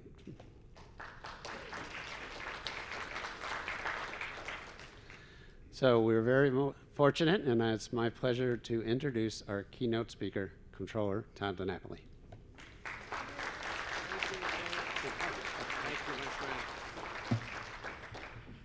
Well, still good morning. Good morning, everyone. How are you? The good news is the market was up when I got out of the car, so we'll talk a little bit about that. But it is great to be with all of you once again. I thank you, Ed, for the generous introduction, but most importantly for the great partnership that we have had over so many years in your great leadership here of RPEA. And I was going to do a nice shout out for your president, Diana, but I found out she's otherwise engaged today. But you'll give her my best, and I hope the surgery goes well. I'm sure it will. But you really have a wonderful team, certainly led by Ed and Diana and the entire RPEA family. So how about a round of applause for the men and women who look out for you each and every day. I am very pleased to be a member, although I hope not to be an active retiree soon, although that's see, I joined so that anticipating that if things didn't work out in 2022, I'd hit the ground running as a member of RPEA, right? So, but I'm hoping to delay it. I think I did the 5-year membership, right? Yes. So, a couple years up for renewal. Yep. Okay, we'll see how that all goes, right? But I really am pleased to have the invitation to be back with you once again and to offer some thoughts. And I really want to thank this organization for what you do, not only in terms of advocating for our retirees, which is so very, very important, and certainly to acknowledge first and foremost to each and every one of you, whatever your position was, wherever you worked, your extraordinary public service, which really has made such a big difference for us in New York State and why we have the wonderful, wonderful state that we have. But when I think of the folks in RPEA, I also think of folks who have helped us a great deal, and I have to do those acknowledgments as well. Obviously, Paul Moore deserves a special recognition for everything that he has done for this organization, and he continues to serve on our Audit Committee. So thank you for loaning Paul to us. And Ed Brown is on our Actuarial Advisory Committee. So thank you very, very much. Bill Barrett, I asked him to come back and help us with investing. As you know, he was a key person on the pension investment side for so many years. And Stan Winter was part of our Audit Committee when we first set it up. And what can we say about Kevin Murray? There's a lot to be said about Kevin Murray. But his birthday is on September 26th. So you're all going to remember to wish him a happy birthday shortly, right? But I mean, just really going down the long list of folks in this organization who have continued to play a role in the work that we do at the Comptroller's office and protecting the retirement system. I really appreciate that extra effort that really is put forward. I believe also, I believe you're still going to have Senator McDonald come by and Senator Breslin. Yes. So you have wonderful legislative colleagues as well who very much support your agenda. And certainly for those of you who live in the capital region, you can't ask for better representatives than John McDonald or Neil Breslin. They just do an extraordinary job, and they know the importance of public employees and public employee retirees. And I know, I don't know if he's here, but my former colleague from the Assembly, Bob Riley, also a very active member of your organization. So, so many. He's in Ireland. Oh, he's in Ireland. Okay. He's having more fun than Diane is having at the moment, right? But really, it's just, as I said, so many intersections here. And Mario's, I thought you were going to leave early, but you decided to stay for my speech? Okay, good. Mario was with us in the Comptroller's office. So, again, thank you for your public service. Thank you for coming out this morning. Let me give a quick update on a couple of items, and then Ed would like me to take some Q&A, which I'm happy to do. Ed was very kind in acknowledging Colleen Gardner. Colleen is here. She is our Executive Deputy Comptroller for the retirement system. So Colleen is responsible for the benefit administration side. So we also have another part of the organization that does the pension investing side. Anastasia Turtachuk is our Chief Investment Officer. Colleen, as I always say, she has perhaps in some ways the most awesome responsibility in the office, because the retirement system is big and the number of retirees is growing. And we all know how disruptive the COVID experience has been for all of us and for every organization, but particularly for the retirement system. Colleen has been managing a lot. I would just say, Kevin Murray, you knew when to retire. That's all I will point out. But we do think of you fondly when we have some of those challenging days. What would Kevin do, right? And we always do the opposite. No, we always do what Kevin would do, right? But give Colleen another round of applause, because she really works very, very hard on all of your behalf. So we know it's been a very challenging 30 months or so. I lose track of the time. The good news is, from a public health perspective, we're in much better shape today than we have been, although our experience in our office, and frankly my experience in terms of my friends as well, it's rather amazing, given how high the vaccination rates are on the boosters and all that we've learned. A lot of folks are still getting COVID, with the latest variant. So we do still need to be careful. The good news is that if you get it, it's more like a bad cold or a flu than anything else. But it is more in the rearview mirror than ahead of us, but we have to be vigilant. And of course now we have to worry about polio and monkeypox on top of everything else. So it's like the 7 plagues are, continuing to come and being a problem. On the economic front, though, the consequences of COVID and the close down and what that meant to the economy, that continues to ripple through our society and certainly has an impact on all of us individually, right? The impact of inflation particularly, and I know you as retirees care about that, but for government as well, the impact on government revenues. We do see improvement, though. We know the summer and into the fall has been more challenging, but the unemployment rate continues to go down. It's one of the strange things about this economy. People say, Tom, you're the controller. What's your opinion? Is we in a recession, not in a recession? The experts aren't even sure, because while GDP, gross domestic product, has been going down, hiring is still, going up. So we have all these data points that are contradictory. So unemployment over the summer was down to 4.1% in our own state. New York has been lagging some of the national numbers because we were hit so hard by COVID and it's taking us longer to recover. We've grown back about 82% of the jobs that were lost during the depths of the economic shutdown from COVID.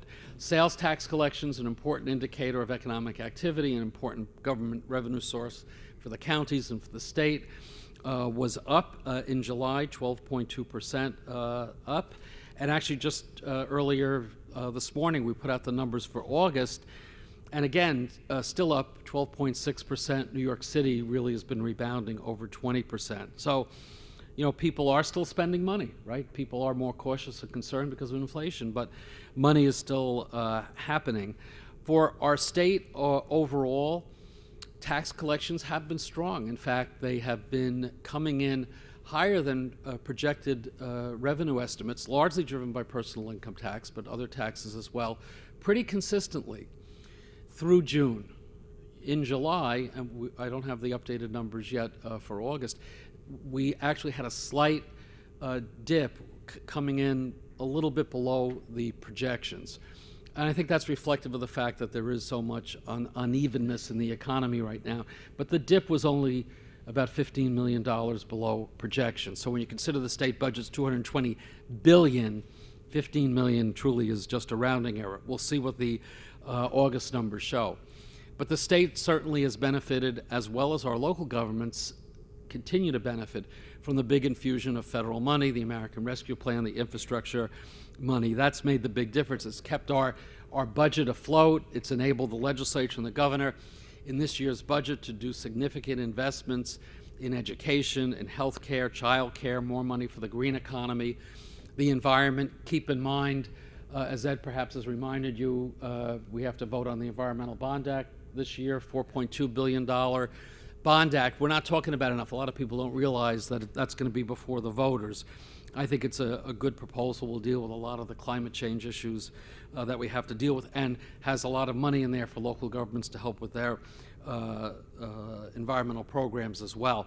The other piece of the budget that I was pleased with, more money for the first time was put aside for our rainy day reserves, so that when the tough times come, we have money to keep our programs intact. New York has lagged other states in that regard.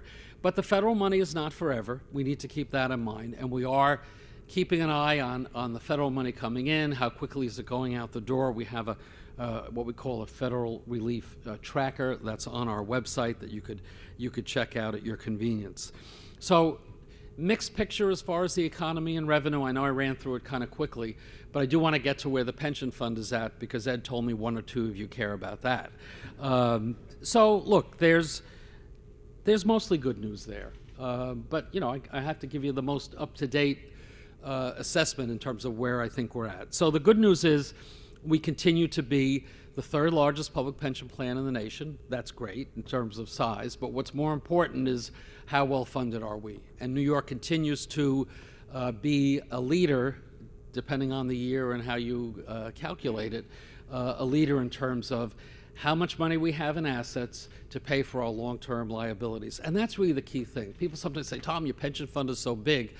As Kevin Murray taught me a long time ago, it doesn't matter how big we are. What matters is, do we have the money to pay for the benefits that our actuary anticipates that we're going to have to pay? And in that regard, we are always in the top 5, often the top 1 or the top 2, and that's still very much the case. So the bottom line takeaway from everything else I'm going to say is that don't worry. Your retirement security is definitely there for you as retirees, no matter what's happening on a given day when you read the financial pages.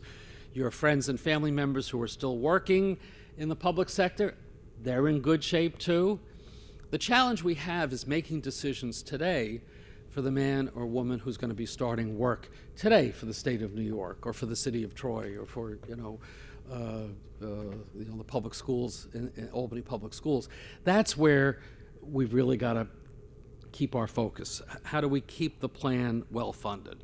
So we value the fund at the end of the state fiscal year. So we're one of the unique pension systems in that March 31st is the state fiscal year. So most pension funds, it's either January 1st or July 1st is the fiscal year. So we have this strange calendar.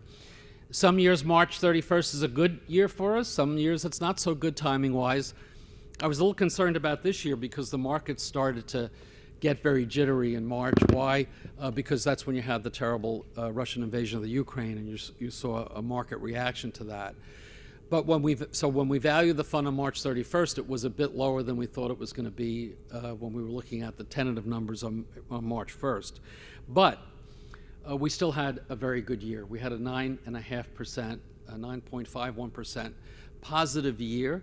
And keep in mind, we lowered our assumed rate of return last year to 5.9%. So our assumed rate of return is our long-term goal. It's not our annual goal. It's not the day-to-day goal. It's what we expect over the long term, over decades, what we'll be able to earn.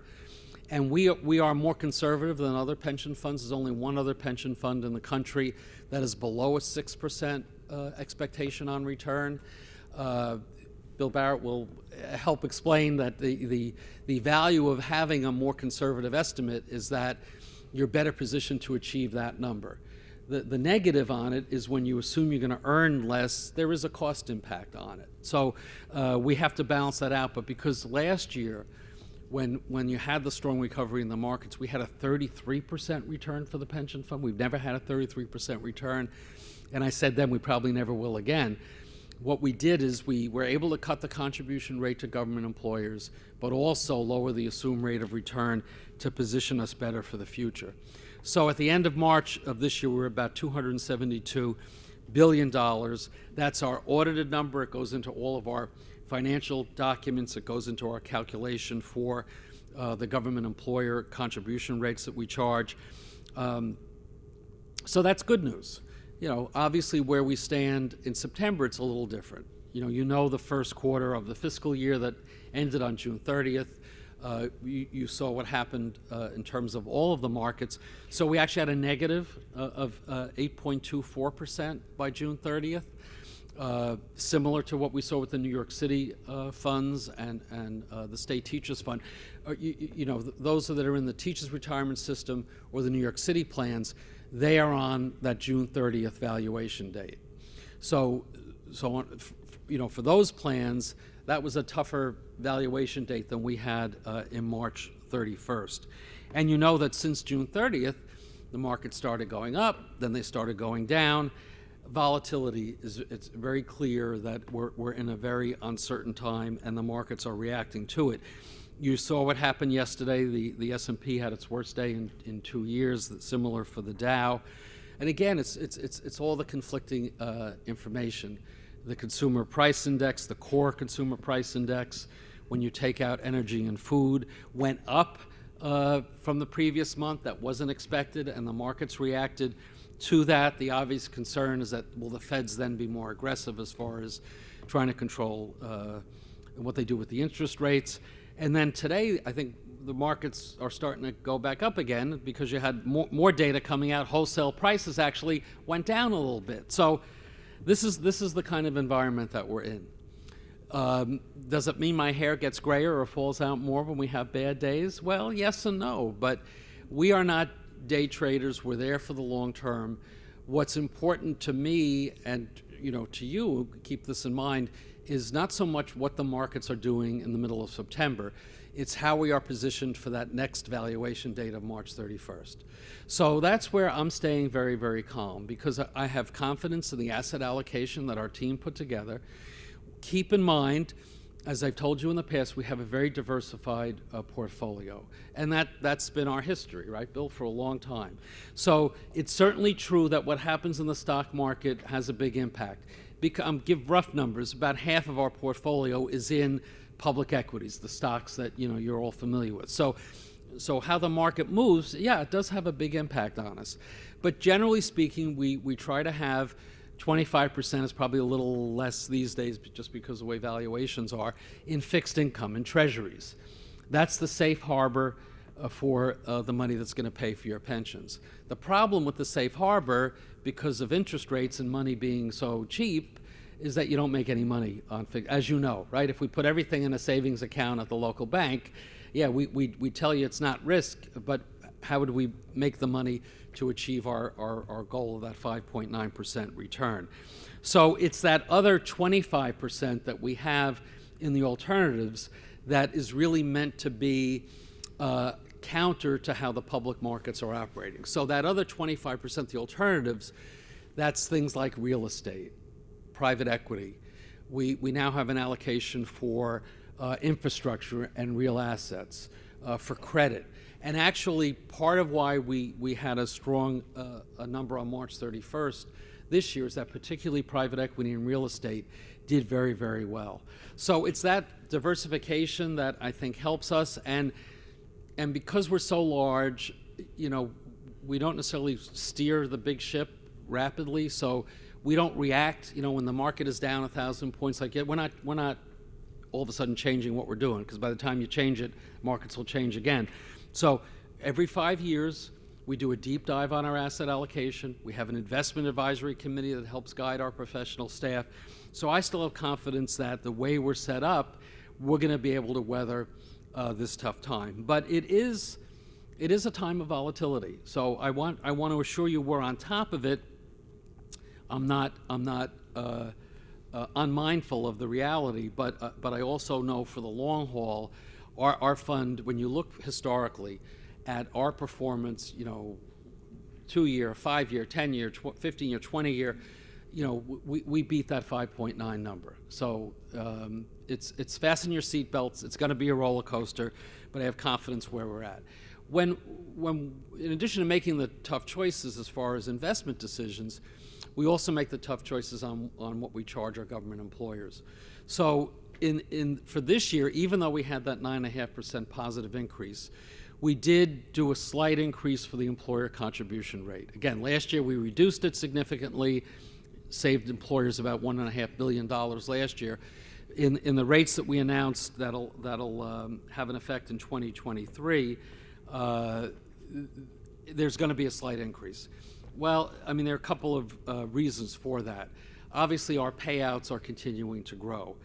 So keep in mind, last year we paid out about $14.7 billion in benefits to you and to your colleagues who are retired, and that number keeps growing. People are living longer, and that's very good news. As you know, the legislature and the governor also did some changes as far as the pension system. Vesting is now back to 5 years. It was raised a few years ago to 10 years. I think that change is actually a good one. They did some changes as far as how retirement will be calculated for people that worked during COVID. But those changes have a cost impact. So we did feel that looking at and frankly, the payrolls of your colleagues who are still working have gone up rather significantly, again, because of all the pressure, to hire people, and the fact that at the local government level and the state government level, there was more money that came in because of the federal money. All of that has had a cost impact. So we did have to do a slight increase. But that's all about keeping the plan well funded. So where were we last year? Last year I was able to say we were 99.3% funded, virtually a fully funded pension plan.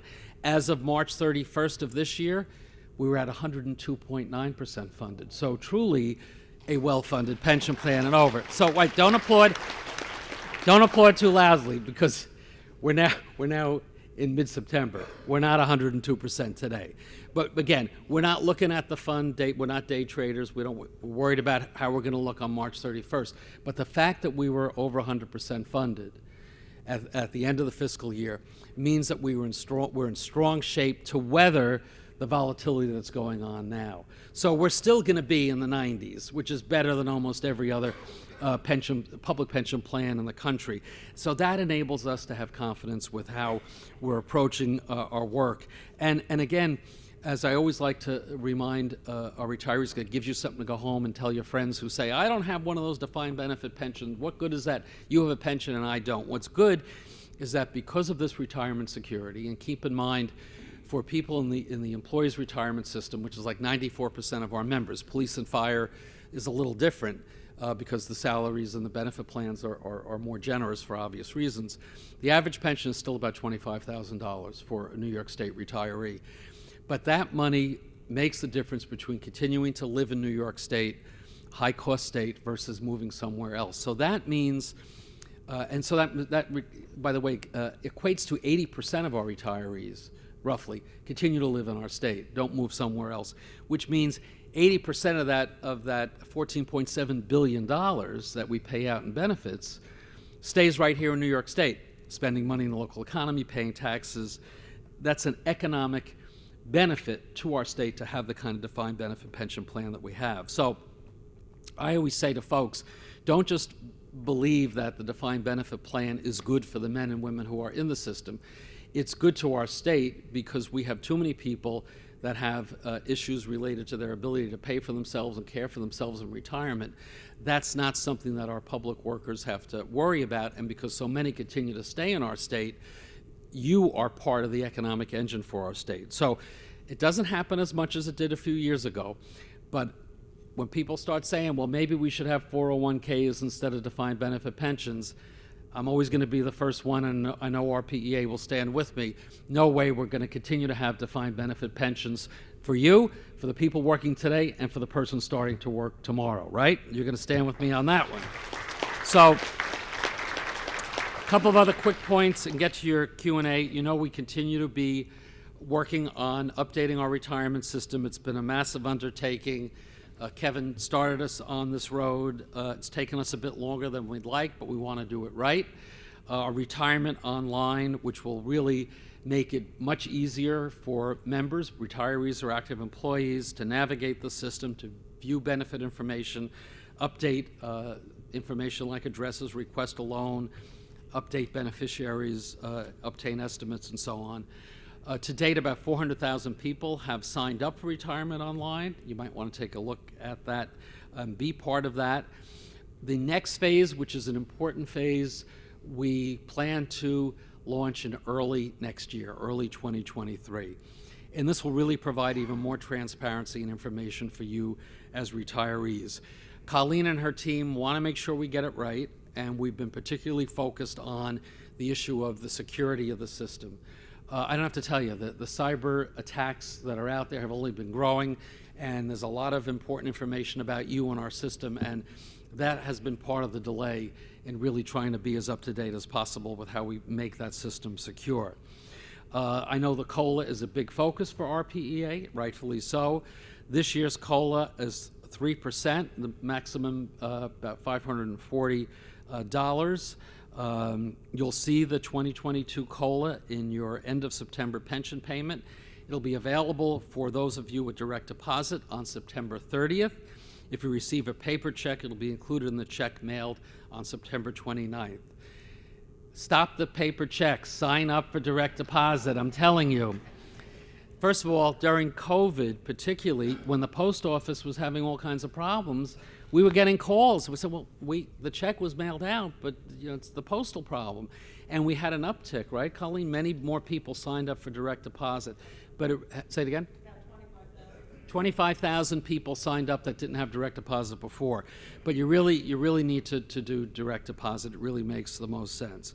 So with Retirement Online, you could view a current breakdown of your pension payment. If you have direct deposit and are eligible for the increase, you'll receive notification of the net change in your monthly payment amount in September. Now, I know increasing the COLA and working on the formula has been a priority, and Ed has talked to me about this in the past, and I know you have a bill, you have a sponsor. Ed mentioned Colleen and the team have been working as far as the actuarial numbers and what the costs would be, and we will continue to be available to be a resource.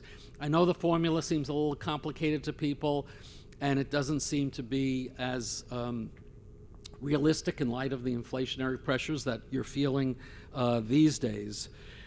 You just have to keep in mind the obvious, and this, I guess, is my role. I know everybody wants me to lead the charge, for the COLA, and I'm sympathetic to the cause, but my overall goal as trustee is to keep the plan as close to 100% funded as possible, because that's the responsible thing to do for you and for the future retirees as well. Increasing the COLA does have a cost impact. And the pressures that we're facing now are your counterparts on the active side, those who are still working. Over half of our employees now are Tier 6. There's been a huge growth in the number of Tier 6 employees. They don't like Tier 6, and they want Tier 6 to look more like Tier 4. And some of those little changes this year were reflective of that. There are many bills being proposed to make the retirement plans for those who are working, to change those. That has a cost impact as well. And of course, the government employers would always like benefits to be reduced. So what I'm going to say is, as we look at all of this, let's make sure we're doing all that we can to keep the plan well funded, because that's the promise I have to make as trustee, that we keep it there. But you're absolutely, it's appropriate for you to raise the issue of increasing the COLA and making the formula more beneficial. Just understand the context that we have to weigh it with everything else that's being proposed. Keep in mind, for those of you who are grandparents, our 529 college savings plan is another great way for you to help your grandchildren or other young people who you care about prepare for the high cost of college education. It's been a good program. Another part of our team administers that. But there's a lot going on, and we're managing it well. Senator Breslin, I did say earlier you're a great champion for the retirees, so I'll say it again with you sitting right here, right? And you want everybody to sign up for direct deposit too, don't you? You agree with me. Give Senator Breslin a round of applause. You're going to be hearing from him in a little bit. I want you to have confidence in our strength and resilience of the pension fund, and I hope the updates that I've given you have been helpful. You have great leadership, as I said, in Ed and Diana and the board and the team. Just rest assured we are there to help you in any way we can. We have our own challenges, but we're working hard to meet them each and every day. We do have folks here that are outside from Colleen's shop on the retirement system. If you have questions, feel free to ask. We also have folks out there from our Unclaimed Funds group. As I always say, if you remember nothing else of what I've said, check for unclaimed funds. We've got the folks with the computers right here. If you don't have the time to do it today, you could do it from the privacy of your home. You could search online, apply online. These are old bank accounts, checks that weren't cashed, different ways that money is declared. The account is dormant, the money is declared abandoned. It's turned over to the Comptroller's office. We hold it till you find us or we find you. We make it easy for you to search online, as I said, so when you can't sleep at 2 in the morning, don't go on those bad websites. Go to the Comptroller's website, put in for unclaimed funds, and if you're not sure how to do it or you don't have a computer at home, ask your grandson or granddaughter. They will work it through for you. But Ed, as I close, we did find a little bit of money for RPEA. It's a small check because it is a little bit of money, but it's proof that you never know when there's money. So I'm going to present to Ed Farrell this check to RPEA for $21.60 that we found. So some years it's bigger. Some years it's bigger, but it's proof that there really is money there for everybody. So take a look at it. I think Ed wants to join me in doing something first, and then we'll take Q&A, right? Yes. So do you want to lead it off, or? And I'll reiterate. As I mentioned earlier at the business meeting, and when I introduced the officers and the members of the board, et cetera, when I introduced Paul, I noted that this would be his last meeting as a member of the board of directors. And Paul Moore has been incredibly supportive. He was our past president, been on the board for 14 years. He's done an awful, incredible job, and we're very proud and thankful. And the Comptroller is gracious enough to make a presentation to you on behalf of RPEA. So how about if we have you come forward? Let me save you some steps. Well, Ed reminded all of you of the great work that Paul has done on behalf of RPEA, but also, and I know his background was in the most recent newsletter. It reminded me what an extensive background in public service you have as well, and been a part of our shop and so many important assignments that you've had.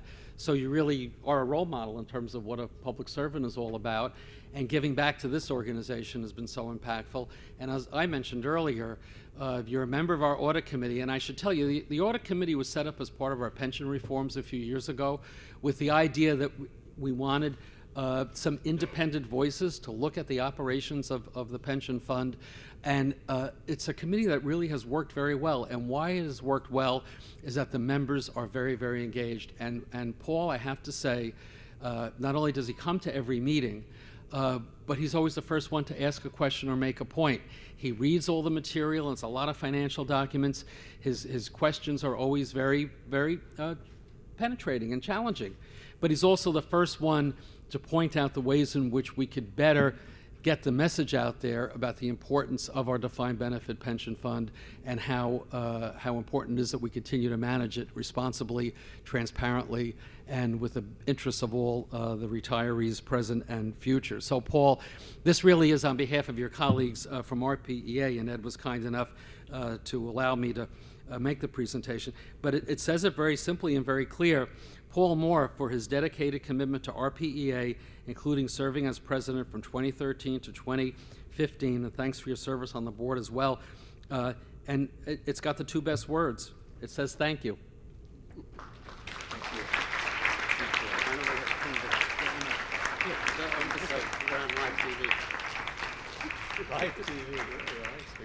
Live and in color.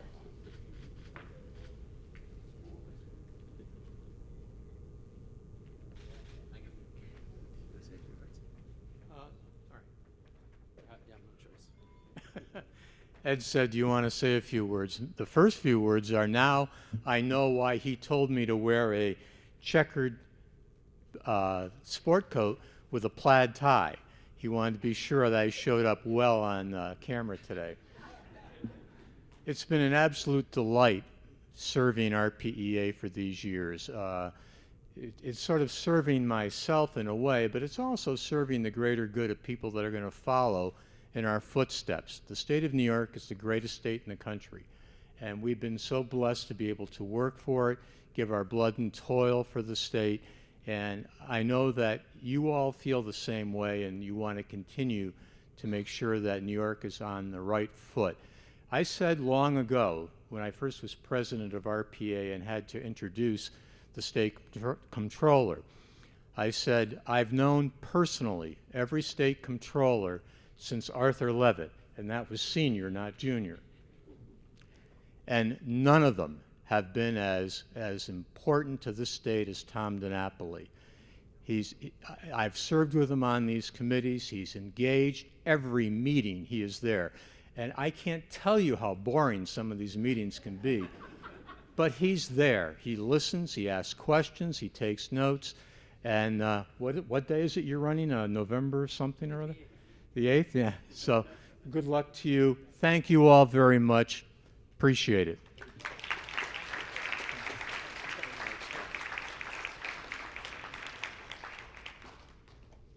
Congratulations, Paul. The Comptroller has agreed to do some Q&A. I remind you that we have a roving microphone out there for the benefit not only of you in the audience, but for those who are watching on live stream. Comptroller?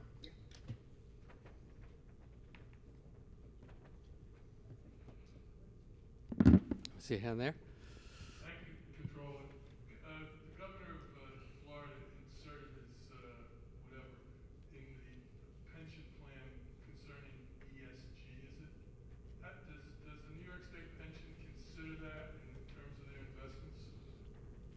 Yes.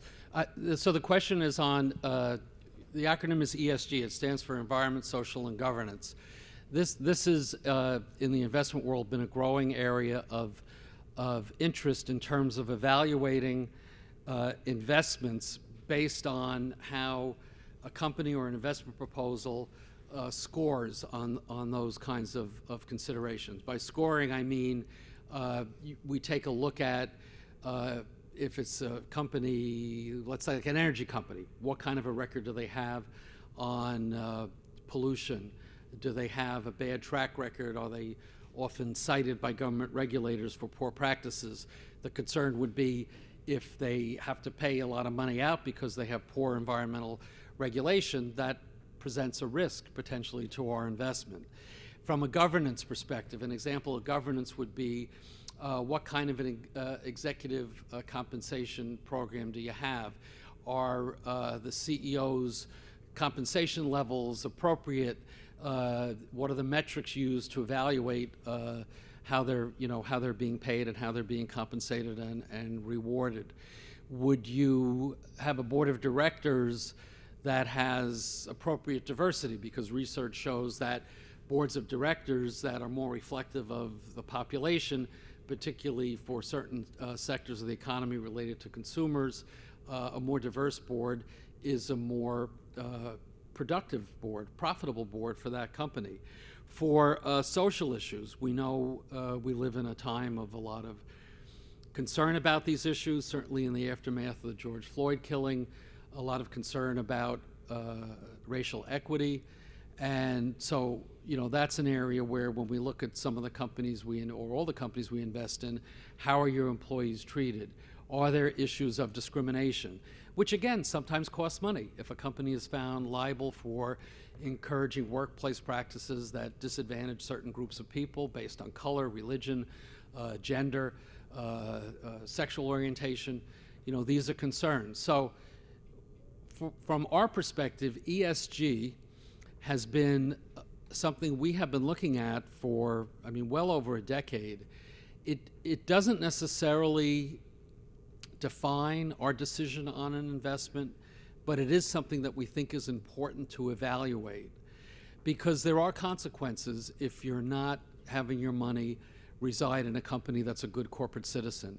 So I view ESG as, more than anything else, an attempt to mitigate or minimize risk.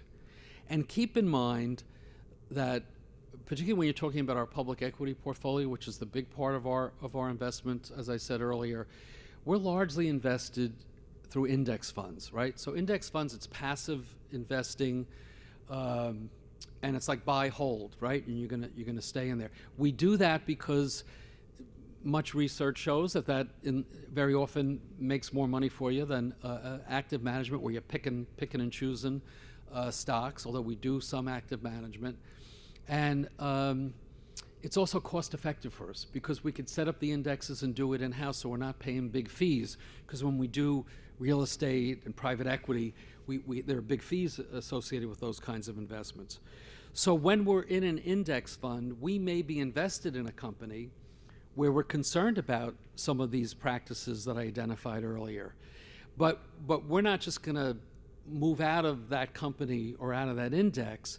What we're going to try to do through shareholder activism, shareholder resolutions, sometimes litigation, engaging with companies to have them improve their corporate practices. So that's why sometimes you read that New York's fund or other pension funds are filing shareholder resolutions on some of the issues I briefly touched on. That's because we want to make the company as productive and sustainable, a profitable investment for us as possible. If every time a company did something we didn't like, we pulled out of that company, I don't know who we'd be invested in anymore, right? Now, there are some very limited situations where, in fact, we do sell stock, and we don't want to be invested in certain sectors. So a long time ago, tobacco was an example of a restricted investment. A few years ago, after the terrible shootings in Connecticut at the school, we divested money that we had in gun manufacturers, because a lot of our members are school employees, and obviously there have been more school shootings even since then. We didn't think a pension fund we just didn't think it made sense, and there was a long-term risk to that. We have, in more recent times, been concerned about the issue of climate change. And we have divested some of our holdings in the energy sector from companies who have not been willing to embrace the transition to the low-carbon economy. But we do it carefully. Even when we make a decision like selling from a particular company or restricting it, we have to do a financial analysis and make sure what we're doing will not harm the fund.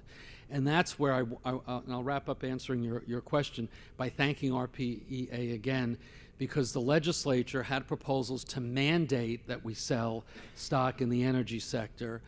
And I said, look, if we start managing the pension fund based on legislative action, no offense, Senator Breslin, who would always make the right decision, I am sure. And I don't know, is someone McDonald here yet? I'm sure he would as well. But if it becomes a political football as to where we put our money, that's the end. You will not. The legislature does not have a fiduciary responsibility to the system, and you were a strong voice in saying, let the controller have the autonomy and independence he's always had. And fortunately, the legislature, and I know Senator Breslin was helpful in this regard, in convincing our friend Liz Kruger to say, okay, the controller will carefully evaluate these holdings, and where appropriate, we will move out of some of it. But at the end of the day, it has to be based on what's good for the fund, not based on a political slogan. And you were very helpful in protecting that. So bottom line is, ESG unfortunately has become part of the political football that we're going through in this country. But I don't view it as anything other than evaluating risks and then making a more informed choice about your investment. So yes, we consider ESG factors as part of the overall evaluation when we're making decisions about where we're putting your money. It's a hot topic. I'm glad you asked it.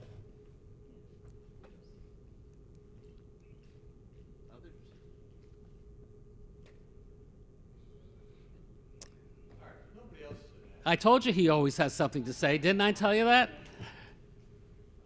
One of the roles that your office historically has performed has been a system of check and balance on the governor's revenue projections, budget projections. That process had come under review a couple of years ago about whether it was a good idea, bad idea. Can you sort of give everybody an update on where that is now and what you're doing and how you perceive that responsibility?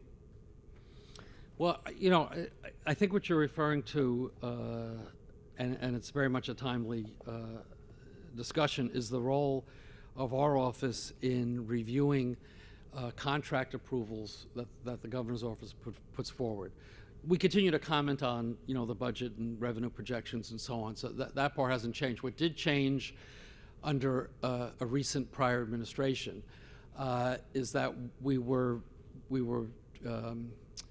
removed from the contract oversight role for these very large multi-billion-dollar centralized contracts and for certain SUNY and CUNY contracts as well.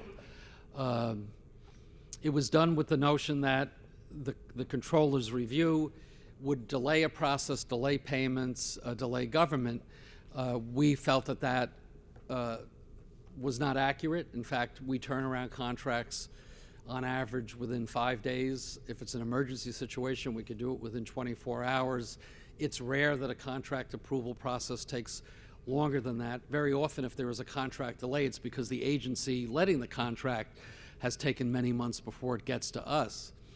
But we did have an agreement to restore by a memorandum some of that power, but statutorily, what had been on the books for about 100 years was taken away from us, and we've taken the position that that has to be restored statutorily. I'm very pleased to report, Paul, that the legislature this year, pretty overwhelmingly, only with minor number of votes against it, did vote to restore our authority in this area back to what it had been traditionally. It has not gone to the governor yet. I don't know if the governor is going to sign it. I hope the governor will sign it. I've spoken to her folks. You just look at some of the recent stories, you know, about contracts and questions raised. And I feel for taxpayers certainly to make sure that the best value is part of a contract, it makes sense to have another independent set of eyes, and that's what we're set up to do. The Controller's Office is supposed to be that independent review. And I really feel for the executive as well, whoever the governor is. If there is somebody going to raise questions about something, it is protective of the governor's prerogative to be able to say, well, but the controller looked at it and the controller signed off on it, so these criticisms are not appropriate, they're wrong, or they're political, or whatever. So I think it's actually in the self-interest of the executive to give us that authority back. Because, look, we live in a time where whether it's the press or people in the public or political opponents are going to raise questions, which is that's the strength of our democracy, to have that give and take. And I can certainly tell you that there have been times, particularly before we had that memorandum, there were certainly some contracts that were approved and payments that happened that did raise a lot of questions. And some people got in a lot of trouble for some of the contracts that we were exempted from. So, the bottom line is, I'm hoping the governor will sign it. I was very pleased the legislature overwhelmingly restored that power, but it really has to be signed by the governor. So if any of you run into her, put in a good word.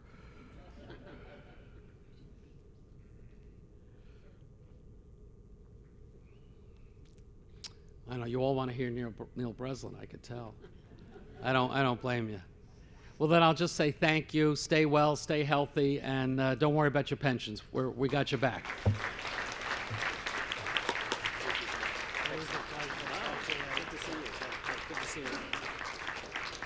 Where's John? Is John supposed to come still? Yes. Yes. Thank you, Comptroller, and we will take care of this $21.60 wisely. It's very timely because after this, the board's going to meet and adopt the budget, and this $21 could make the difference.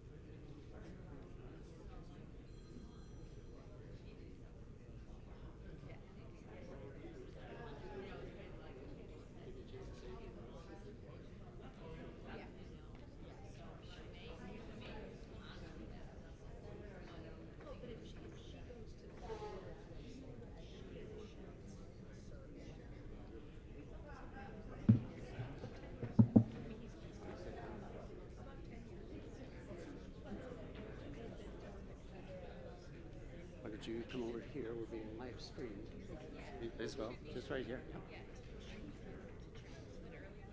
That's fine. As the Comptroller had noted, Senator Breslin is with us this afternoon. So looks like Assemblyman McDonald is coming in the door as we speak. So earlier we talked about the bill as it relates to access to skilled nursing facilities. John, you just come on up. Yeah. We knew it was wrong. We tried to get it into the budget and said, well, there might be some fiscal implications. Let's see if we can fix it that way. And that was not successful. The budget is an unusual process, to say the least. Getting things of this nature into the budget was not an easy task. So we decided we wanted to go to the legislative route, and we looked for our sponsors, supporters, Senator Breslin, Assemblyman McDonald, and we got a bill. And as I alluded earlier, it's difficult to have to enact legislation to say, in effect, you cannot discriminate against people simply because of their age. So we're very proud to have achieved this. And I'm going to make a presentation to Senator Breslin first and have him say a few words, and then subsequently to Assemblyman McDonald. Neil? All right. I'll hold this. They're going to take a picture. Yeah.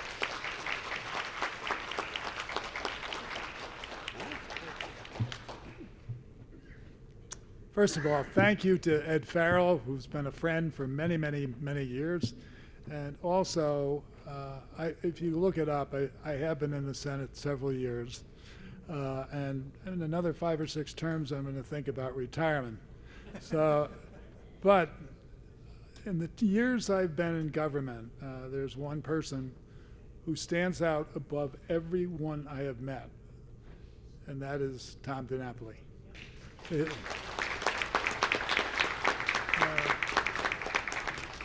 He has all the qualities I would want my children to have, that I would like to have myself, that he's bright, he's honest, he's caring, he works hard.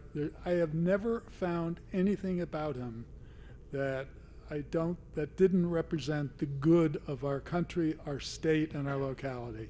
He's a very special person, and we should have him forever. Thank you, Tom.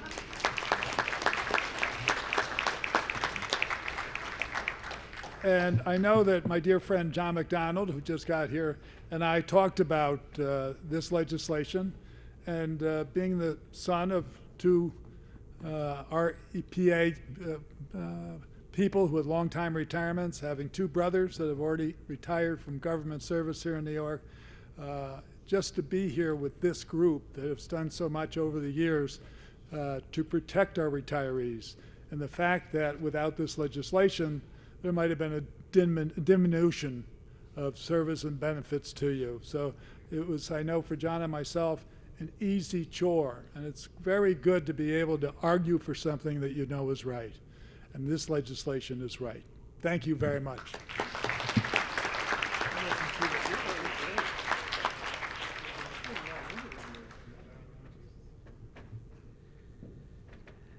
Thank you. And secondly, to Assemblyman John McDonald, who carried the bill in the Assembly.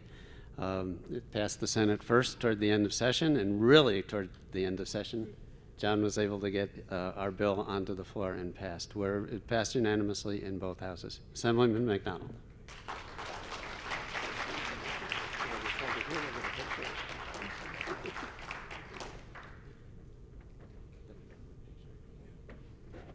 Well, thank you, Ed, and good afternoon, everybody. And I also want to echo the sentiments my friend and colleague Senator Breslin said about our great controller, Tom DiNapoli. What's always amazing with him is that he just shows up out of nowhere at any given time. Obviously, I kind of expect him to be here, but I can tell you many Friday evenings when I'm down in the legislature, you'll hear some rumblings going on in one of the buildings, and sure as you know what, there's Tom DiNapoli with a group of 8 or 10 people just meeting. He's everywhere for everyone, and I think that's comforting to know, particularly for the retirees, as he's done a remarkable job with our pension as well. And to Ed, who I've known for a long period of time, he has Cohoes roots just like I do. But also, when I first became mayor of Cohoes in 2000, Ed was the executive director of the New York State Conference of Mayors, and he took me under his wing and got me introduced to people and got me involved, and it's paid off in many aspects for both of us, and I really do appreciate that. You know, it's interesting, during the time as mayor, I actually negotiated all the contracts with my corporation counsel and my controller. And I really learned an awful lot about the trials and tribulations that public employees go through. I don't think at times the public at large really understands it. And that's why when Ed and the team brought this issue, and being in healthcare, I'm actually one of the few that actually still practices healthcare in the legislature, I was able to see the discrepancy pretty quickly. We actually tried to get the governor's office, it's not this current governor, it's the other guy, to kind of take a look at it and take a real deep dive into it, and they kind of just ignored us. So that's why it's great to have a partner like Senator Breslin, who's got a couple years of experience ahead of me, to say, let's do a bill. Let's get the point across and make them answer the question, because we do feel there's a discrepancy. Hopefully a discrepancy you don't have to deal with, but the truth of the matter is, the longer we live, the better the chances it's going to happen. So let's make sure that the proper protections are in place, and we will continue to advocate with Governor Hochul as we move towards that time of year when these bills start to get to her desk. So once again, thanks to the group. As I look around the room, I'm panning. It's nice to see a lot of familiar faces. And thank you for your dedication to our state.